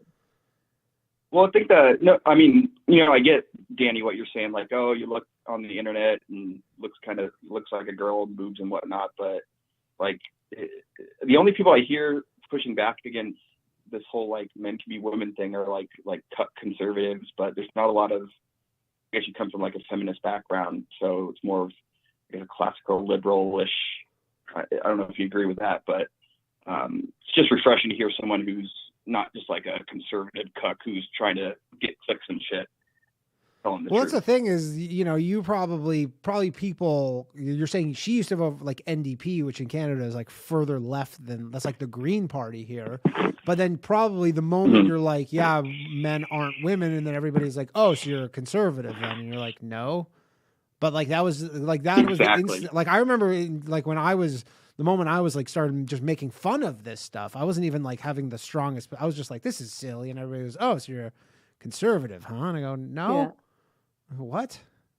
But that's like how that's like how people's brains work, right? It's the same thing with if you support the Freedom Convoy, then they're like, oh, you must love Trump then. You're opposed to gender identity. You think that men can't become women. Oh, you must be like a right-wing religious freak. Like their brains cannot stretch that far because their opinions are all based on their little political circles. You know, they actually don't have their own opinions. They actually aren't thinking for themselves. They're taking the opinions that are offered to them by their progressive clique and being like, okay, these are all of our opinions. We've agreed on this whole set. These are what our opinions are, and they don't question it at all. So they think anybody outside of that must be in the other faction or whatever. Man, that must be so nice, actually, to be able to like live like that. To not have opinions. Well, I think that's why you don't have to do any work. Like that's amazing. Danny, oh my God. When you're just like honest, like that's why Danny, you're hilarious. You're not like, doesn't seem like your side. You just make fun of whatever, and that's refreshing just to hear an honest take on things. Thank you. But Megan, I got to ask you one and very important question. You probably haven't heard. Do you think Israel has the right to defend itself? I thought he was for sure going to ask you if you thought I was white. Question. What's that? No, I know you are white, dude. You're my white brother, white power man. No, not that way. I think. See, that's how they get me to go back. I go, whoa. I don't support rape and killing babies. Do you actually want me to answer? No, I'm just teasing. It's just a dumb thing in the atmosphere now. People are like, it shows like more than ever, like people just siding with whatever side they're supposed to. It's ridiculous. I know, it's awful. It makes me want to shoot myself in the head. Yeah, it's good stuff. All right, man. All right. Thank you for Thanks, calling. Danny. Appreciate it. All right, Megan, thank you for joining me tonight. Where can people find you? Thank you for having me. This is fun. So I'm back on Twitter. Thanks, Elon, at Meghan E. Murphy. I would really appreciate it if people subscribe to my Substack. That's actually where you can keep up with my podcast and my work and so on and so forth. And that's actually at www.meganmurphy.ca, or you can just search my name on Substack. And the podcast is The Same Drugs, and that's on Spotify and everywhere else where you find podcasts. And I was looking through. You had Michael Malice on recently. He's a man. I did. He's a smart guy. He made me feel like a real dum-dum. Oh yeah, his whole Twitter is just twisting people in knots on Twitter. He plays with people on Twitter like he's like a cat, like with a mouse. Yeah, it works real well. Yeah, it's fun to watch. Cool. Well, thank you. We're gonna just continue the show going open lines, everybody. So for a little bit, but thank you, Megan. I much appreciate it, and hope to have you back on. Okay, thanks a lot. Take care. Bye. All right, bye. All right. Let me just make sure. All right, everybody. She had to get going. We're going open lines rest of the show because I didn't want to end it. Hold on. Let me just figure this out. How do I do this? I'm fucking up. Okay. Oh, and we got some. All right. Okay, we're just going to take some calls. Hello.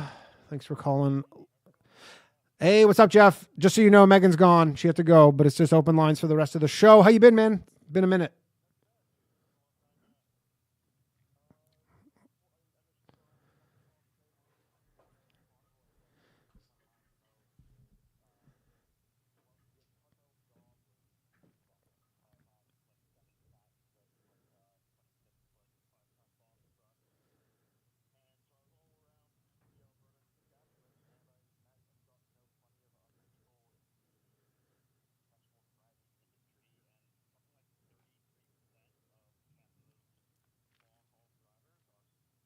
Yeah, it's a very, very common job for them.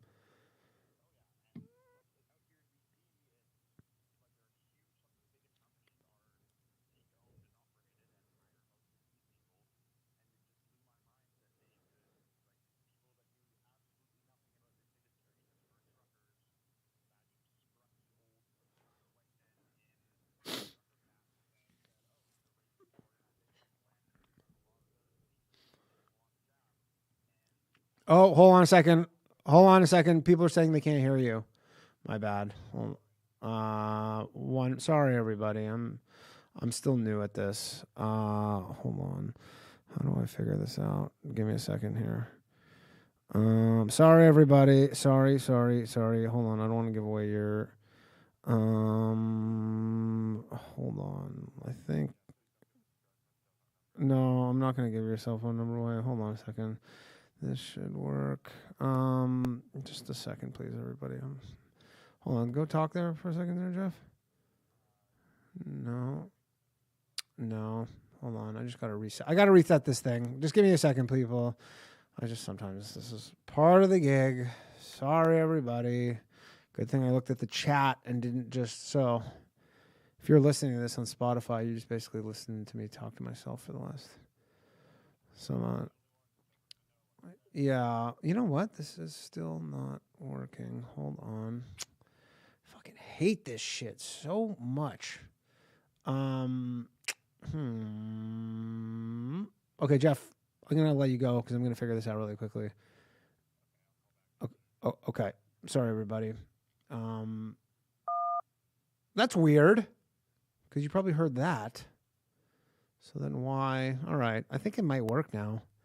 It should work because if you heard that, let's see. Hello? Thanks for calling Low Value Mail. Hey, Hello. Danny. How are you? There you go. Now it works. What's up? Sorry, Jeff. Call back. Yeah, good. Good. Who am I speaking with? Jeff, coincidentally. Oh, another Jeff. Nice. I had an anecdote I wanted to share about Britney Griner from the guy that called in earlier. Okay. Did you see the topless photo of Britney Griner? No, I'm not. I went to Looks like a college dude. with her, though. You went to college with? You went to Baylor? Yeah. I didn't know her personally. I mean, I ran into her a few times, but she was kind of a beloved character on campus. But this was back, 14 years ago when she was, when Baylor's a very conservative school, and she was obviously a lesbian, but She might not be so obviously a lesbian, though. I mean, she walked in the dining hall with her girlfriend every day. Oh, okay. Well, I guess what I'm saying is some people think she's a man. She has a topless photo. No, but I'm saying I don't think she's. I will say this, because she was like a very highly recruited she was probably one of the most famous people in women's basketball ever recruited because of her for sure. height. Yeah, for sure. I mean, she can dunk. And she's a very sweet person. And she told me she loved me once because ESPN used to be on campus all the time, interviewing her because they had the number one women's basketball team in the country. For some reason, I don't know why ESPN was on campus for that, but they were. If you're number one. And, but yes, I think she was told by the coaching staff and stuff to play down that she was gay, which that's changed a ton, obviously, in the past probably 15 years. That's so funny considering like 99% of the women in the WNBA are gay. Oh, for sure. But I'm saying just Baylor being a conservative, very right. Because it's in what, Dallas? That's in Waco. Oh, in Waco, okay. But she seemed like a sweet person, and my interactions with her she's always very nice, and she was kind of beloved on campus. Like she was like kind of a well-known figure. But then I think once she got out of school and she got into the WNBA, I think she had a falling out with the head coach, who I think is probably also a lesbian, but they're literally all lesbians. Yeah, but then all the anti-American stuff she's done and all that is kind of strange. But yeah. I don't have anything. I don't hate Britney Griner or anything. No. But it is kind of weird to see how quickly she's. I don't know. I mean, I guess times have changed a lot as well. So she was kind of used not as a pawn, but it was. I think times have changed between when she got to school and where things are now. In terms of like how people that are gay are seen and accepted in society. Did Baylor win a national championship with her? Yeah, in 2012. They lost in 2013 to Louisville. But she should say won her junior year. They lost her senior year. Yeah, but so that I person think isn't- she's still a beloved figure, but yeah, you would think so. you know, I mean, you can't even but- like. Obviously, people fault her for. I mean, you know, there's obviously some element of where you're like, well, you know, you kind of were hating on America, and then America came and like bailed you the well, fuck she got out screwed, hard. which I mean, I feel terrible for. I mean, that sucks to me in that situation, regardless. sure. You know, regardless.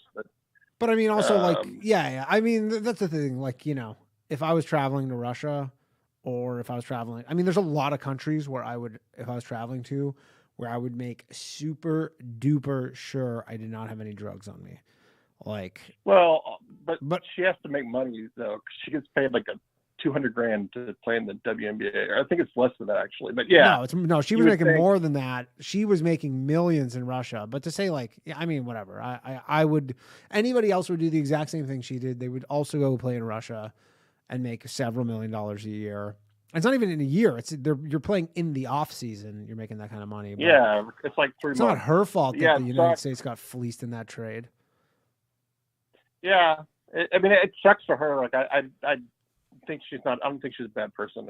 You know, it was weird. Yeah. She got. It's a very unique situation that she got put in, and a bad situation. But also, it kind of sucks that, you know, for her. So I had no ill will against her. She was always nice in my interactions with her, but I don't All right. agree with her politically. Yeah. Anyways, but Fair enough. I'll let the other Jeff call back in. All right. Thanks, man. Later, Jeff. All right. That was Jeff, everybody. Yeah. I mean, America giving up the merchant of death. Merchant of death. But yeah, man, like obviously she wanted to have some weed with her when she was in Russia. I can, you know, somewhat sympathize. All right. This is Jeff number 1. What's up, Jeff? Hello, Danny. What's up? Can everyone hear me? Yes, I hope so. problem fixed. All right, tell your story from the start again. I don't know how much. All right. So I'll Yeah. try and cut it down a little. A couple of years ago, I was working in a job where I was driving trucks in Western Canada, and learned that, you know, a huge contingent of Canadian truck drivers are Sikh Indian. I think it's something like 33%, Right. among other minorities as well. But I think what Canadians imagined was a bunch of fat redneck white people, the quintessential trucker. And in reality, these Sikh Indian people were also not happy with these mandates and also protesting. And it's just like from the start of that protest, I was like, oh, trucker convoy. I just left that job where I was driving a big 5-ton box truck around long distances. I knew who these people would be, and immediately the narrative was that they were racist, and it just blew my mind because most of them aren't white, or a huge amount of them aren't white. The craziest part was when they even like at first when they go like when there was the, you know, whispers of the trucker convoy and they go, these people are racist, and then you started seeing them and you go, okay, like this isn't like they'd show them on CBC and you go, okay, Yeah. well, this isn't all the white people that you were saying, and then they'd still be like, this is like a white supremacy thing, and you're like, but you're showing like Sikhs and all Like, that stuff. And like, that Indian family right there is handing butter chicken out to a bunch of different people of all sorts of colors. Like, I don't know if this is this is a white supremacist rally. Yeah, and they have like the whole. I don't know what happened with it. Didn't they have like the whole lawsuit going on right now, where like they were, like there was the whole For freezing trial. bank accounts? No, there was a whole trial going on regarding the trucker, about like I guess the people who were inconvenienced by all like the honking and stuff, who like lived in downtown Ottawa. Oh yeah, that's right. I don't know what Jordan happened with Peterson's it. got a great. Jordan Peterson has a great interview with one of the organizers for the trucker rally. Yeah, like Tamara Lick or whatever. Yeah, exactly. She was the one who had her bank account seized, right? Yeah, and Anyway, I don't know what's going on with that trial, but I had completely forgotten about that, to be honest. Well, that's what they want from us too, is to just sweep this under the rug and forget it ever happened. And Well, there was, forget I don't know one who of is the many getting other- sued though. I guess she's getting sued, and they're trying to say like, but so they needed some face for like the damages or whatever. I mean, do you remember the one thing where they were like, the truckers set a fire in this apartment building, and then it ended up being these like, and then it turned out to some other kid. But it was like these two people who were like teenager. opposing the truckers started the fire, and then they go, "Oh, okay, well, it's not that big of a deal." But if the truckers started a fire, that's serious. That's like trying to kill people and arson. But then, and then we need to prosecute that. But if it's just teenagers opposing the truckers, that's fine. One of the biggest things I didn't know about. I'm sure like those people got in trouble, but it's more like the CBC was like, "Okay, well, we'll drop that. That's not that serious." And you're like, if that was the truckers who started that fire, that would have been the craziest thing in the world. And it was people who were that's a form of. That's a form of terrorism. Like for sure, they're using terror to get a political aim across. And they were trying to frame the truckers. Like they were specifically trying to frame the truckers for that. Like the whole thing was crazy. Something else I found out about was the only road that was completely blocked anywhere was the road that they had permission to block off completely. Every other road they left a lane for traffic through. Apparently, I didn't even know they said that apparently they were super well organized. They had been given permission to like completely block off one major road out front of Parliament or whatever, or somewhere in Ottawa.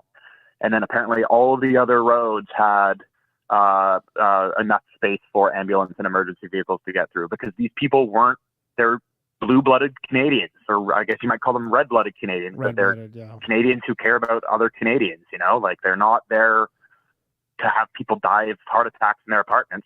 They're there to get a message across to the government. And the craziest thing is everybody will still be like, the truckers, it didn't do anything. You're like, literally the mandates ended like 2 weeks later or something. I know. And everybody still won't really give them credit. I mean, some people will give them credit for it, but tons of people will just refuse to give them any credit for it. Oh, so. People just it's the same thing with COVID. Like there's a ton of people who think that the lab leak, not even going to call it the lab leak theory, the lab leak is a conspiracy theory, when in reality it's commonly accepted now. Yeah. I know a bunch of people in my industry who like talk about the people who believed in the lab leak as if they're some crackpot people. I'm like, do you not read the news? Are you not aware that this is commonly accepted? Yeah, and they're probably just like, man, what are you still talking about COVID for? We've moved on from all those things we were wrong about. You go, okay. Yeah. Very, Exactly. I think a lot of people are very convenient. Like, oh, what's the problem? Mm-hmm. Yeah. They ostracize a huge chunk of society, but then once they realized that they were in the wrong, they just basically forgot all about the entire thing. I don't know, where did they have in Canada? Like, I know here, I think in New York City, they reinstated all the workers that I don't know if they compensated the workers who they fired for not being vaccinated, but they definitely reinstated them all here, firefighters and all that stuff. I never heard about anything like that. I know a bunch of nurses I don't know them personally, but I know that a bunch of nurses in Alberta and elsewhere were let go. And I know some nurses. I've never heard anything on the side of that. Most people, though, most people in public service, most people that had full-time jobs throughout the pandemic, like myself, I just wanted to keep working. I didn't want to go on CERB. I didn't want to go find a new job. So I just went and got that job. And now I really regret that I did. Yeah. I mean, I got it because I wanted to travel to see specifically my grandma. Your family. Yeah, I haven't even left the country since COVID happened. So. Yeah, and that was the thing too, is like at the time, it was so indefinite where I was like, okay, I might not be able to see my family for at the time you're like, it might be years. Like, I don't know. It might literally be years before I can see my family if I don't get this. So then I was like, all right, fuck it. Just gotta, yeah. And then thank God for the trucker convoy. Otherwise we might still have that shit going on. You might still have to show your vaccination card to get anywhere in this country. Yeah, that's true. Yeah, I wonder if I hate to push back What's against that? Tony, but I said I hate to push back against Tony, but I live in BC and we got vax carded at every fucking restaurant, a couple gas stations in this town I live in. We're even talking about doing it, but it was decided that was not gas stations. Yeah, well, if you wanted to come inside and buy stuff, you could get gas obviously outside, but I don't know. It's just so ridiculous. funny. My friend Kevin, he was on an early episode of Low Value Mail. very like one of the first like 10 episodes as a comic, and he like never he would get kicked out everywhere because he just like refused to wear a mask like from the beginning. Like he was like didn't ever entertain the idea of ever wearing a mask. So, and like, you know, Canadian society pretty polite, pretty like nobody's trying to really rock the boat, especially early on in COVID. No. Like you're talking like the first month. Early, it wasn't early on in COVID, like March 2020, people like everyone was, you know, it was like a war. We believed the 2 weeks to flatten the curve thing. Yeah, exactly. And it was very much like, hey, we're being like invaded, like a war. So everybody was very much together. And then he was just like, we go to the grocery store and everybody's like, you can't come in here. He's just like, stop me. And he was like the only person. He didn't wear a mask for so fucking long too, until he had to fly internationally. Retrospect is funny because you look back on that now and you're like, fuck, what a boss. But at the time, if I saw that guy, I would have shook my head and be like, come on, man, this is potentially killing people. For sure. But again, he didn't like, it wasn't like he just knew either. He just like, it's not like he's like, guys, come on. He just was like, I'm not doing that. It wasn't, he's like, everybody, come on, this is escape from a lab. It'll be fun. Just give it whatever, you know, blah, blah, blah. He's not, you didn't know that. He's not an immunologist or something, you know? No, definitely not. All right, cool, Jeff. Appreciate it, man. Yeah, good talking to you, Danny. It's been a while. Yeah, be well. Good talking to you too. Jeff. Guys, by the way, go follow my new Instagram account, Danny Jokes 2.0. If you've been wondering, or if you use Instagram and wonder what happened to me, I got my Instagram account deleted. Hopefully gonna get it back, but fuck, I don't know. Hello. Thanks for calling Low Value Mail. Hello. You snooze, you lose. Hello. Thanks for calling Low Value Mail. What's up, Danny? Yo, what's up?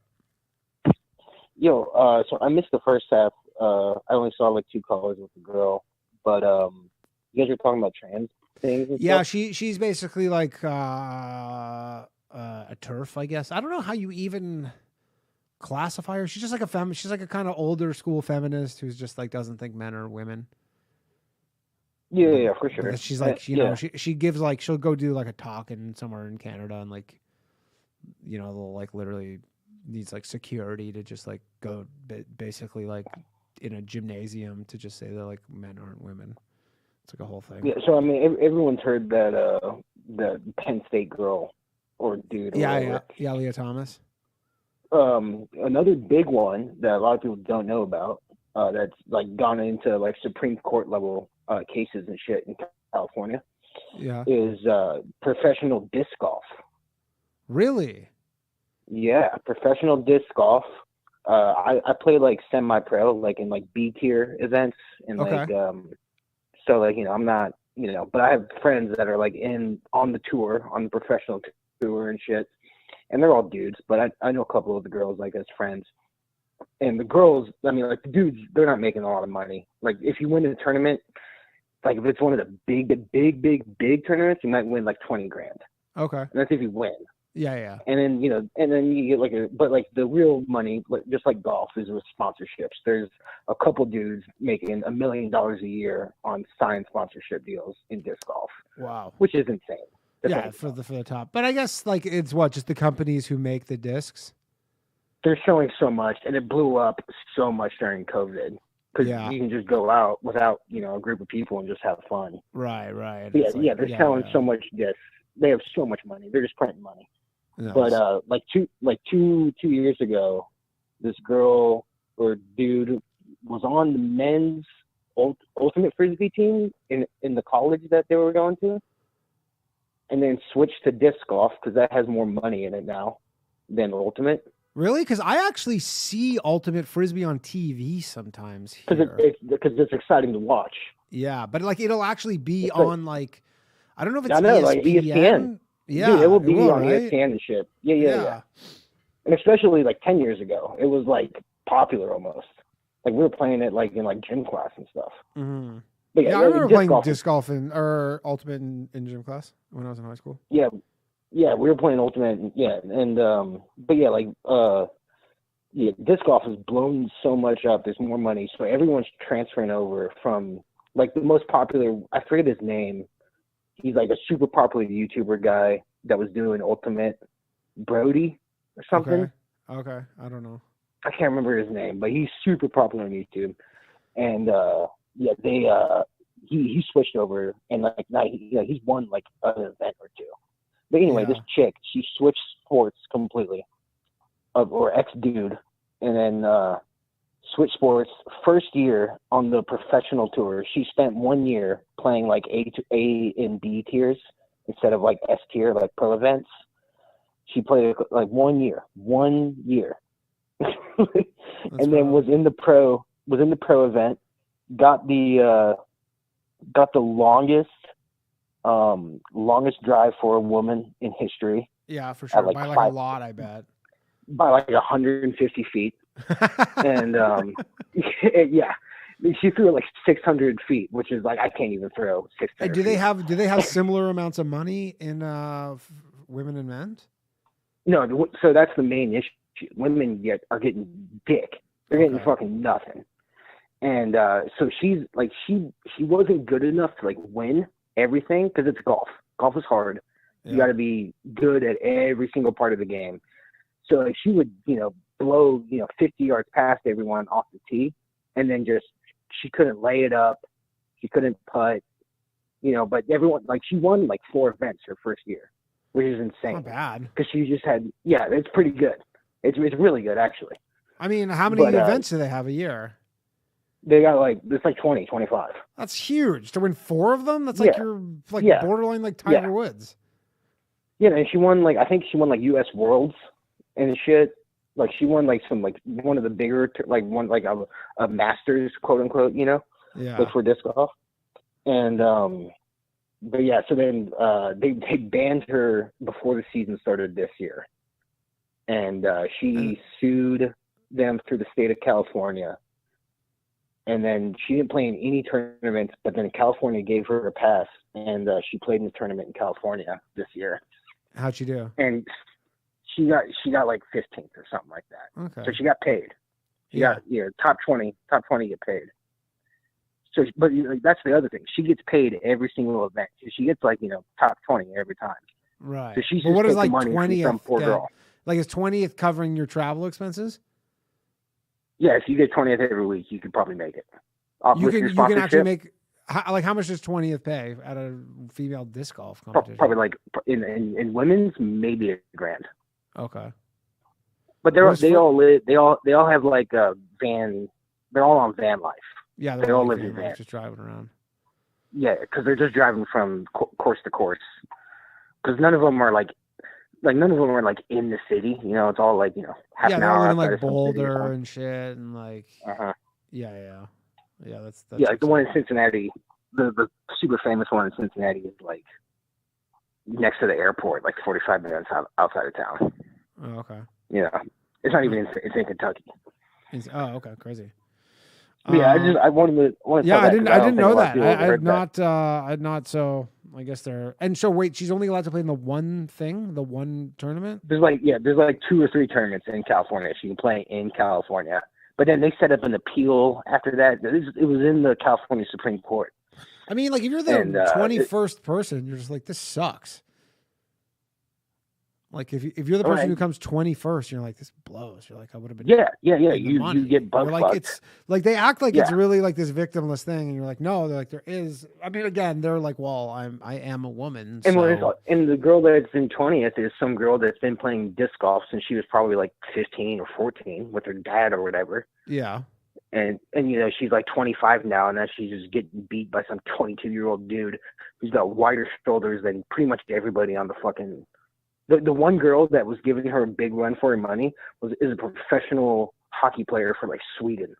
Yeah. He's built like a fucking tank. She looks like he could like rip her head off. You said the drive was 600 feet? Yeah, it was like that's like 200 yards. Yeah. No, yeah. Like the dudes, they just did theirs, and it was 735. Wow. Which is like there's like the course that's near me that I play a lot. There's like a 500-footer, and I can get it there like 1 out of like 50 throws if everything's perfect. Like I'm not pro. If I get everything right and the wind's just right, I can maybe get maybe 500. Yeah, that's. But yeah, is that a par 4? 500 is that's a par 4, dude. Oh, okay. Yeah, that's usually like a par 4. Par 3 is usually like 400 or so. Yeah. Have you ever played? No, I play. I have actually. You know what? I played once in Toronto Island. There's a friend of mine used to be super into it, and I went with him. I wasn't that good, but I play regular golf. But I've okay, you play. Yeah. Okay. Yeah. All right, I gotta wrap this up. But thank you for calling in, man. Yeah. Thanks, man. Have a good night, man. Are you doing a show tomorrow? Yep, we got a new bathhouse tomorrow at 10:30 p.m. for sure happening. Okay. I think I might call in and be depending on who you have. We got Chris from Brooklyn, Richie Redding, and Barry Ribs is coming back. All right, yeah, Chris is perfect. I'm gonna call in and be so excited to talk to you. Hell yeah. And then you be like, oh, we also got Chris from Brooklyn here. I'll be like, hey, Chris. I think it'll be funny. All right, man. I like it. All right. All right, everybody. That has been the show. Shout out to Dylan Farnham for the super chat. He says, if we can convince the black population they are the real Jews, then send them home on birthright. Well, 2 birds, 1 stone, etc. I was actually thinking that it would be a super funny movie premise, although nobody would ever do it and it would cost too much money and be a total waste. But if it was really looking bad for the Israelis in Israel, and Palestine was looking like they were about to win and the Arabs were going to win, and then the black Hebrew Israelites were like, you know what, we got to help them out because it's better that we help them, because if once it goes to the Palestinians, we're never getting that land back, and then it's the most unlikely of friends. All right, that's been the show, everybody. Thank you very much for all of you who have listened. If you like this show and you would like to see this show be one day 4 hours long, which is what the final form of this will be, please consider signing up for the Patreon, or just tell a friend of yours so we can just get these numbers up. I mean, they're okay, but I would like them. So many people tell me they like the show. So let's get these numbers up. New episode of The Bathhouse tomorrow night, 10:30 p.m. Follow me, Danny Jokes 2.0 on Instagram. Free me. All right, everybody. Thank you again. And what am I going to do here? Right. I'm going to play us out with the lovely musical stylings of Chad Turnup. Go check him out as well. Good night, everybody. You know it, all my shit heroic. Empathic abilities, yeah, my face be also stoic. Bleep, blow up, nigga, that just means I'm working. They see me as a leader, so that's why I'm Captain Kirkin. These tracks from the stars, that much is for certain. You can feel this hit if you up or if you hurt. I'm raising my stock, not talking my feet in some Birkin. Number Johnny 5, got a fucking short circuit. Bring the track to life when I spit phenomenal. When I hit, she feel that shit in her abdominals. These rappers make me laugh like comic view, they comical. You know I got a ball out, I hit the track running just like Sonic do. They don't wanna turn on my light switch. Yeah, they was trying to get me on my hype shit. Yeah, they don't wanna turn on my light switch. Yeah, and they tried to down me up some KO type shit. Yeah, they don't wanna turn on my light switch. Yeah, now we pulling up fresh on some flight shit. Ha. They don't wanna turn on my light switch. Yeah, they don't wanna turn on my light switch. They don't wanna turn on my light switch. Yeah, they was trying to get me on my hype shit. Yeah, they don't wanna turn on my light switch. Yeah, then they tried to down me up some KO type shit. Yeah, they don't wanna turn on my light switch. Yeah, I'm pulling up fresh on some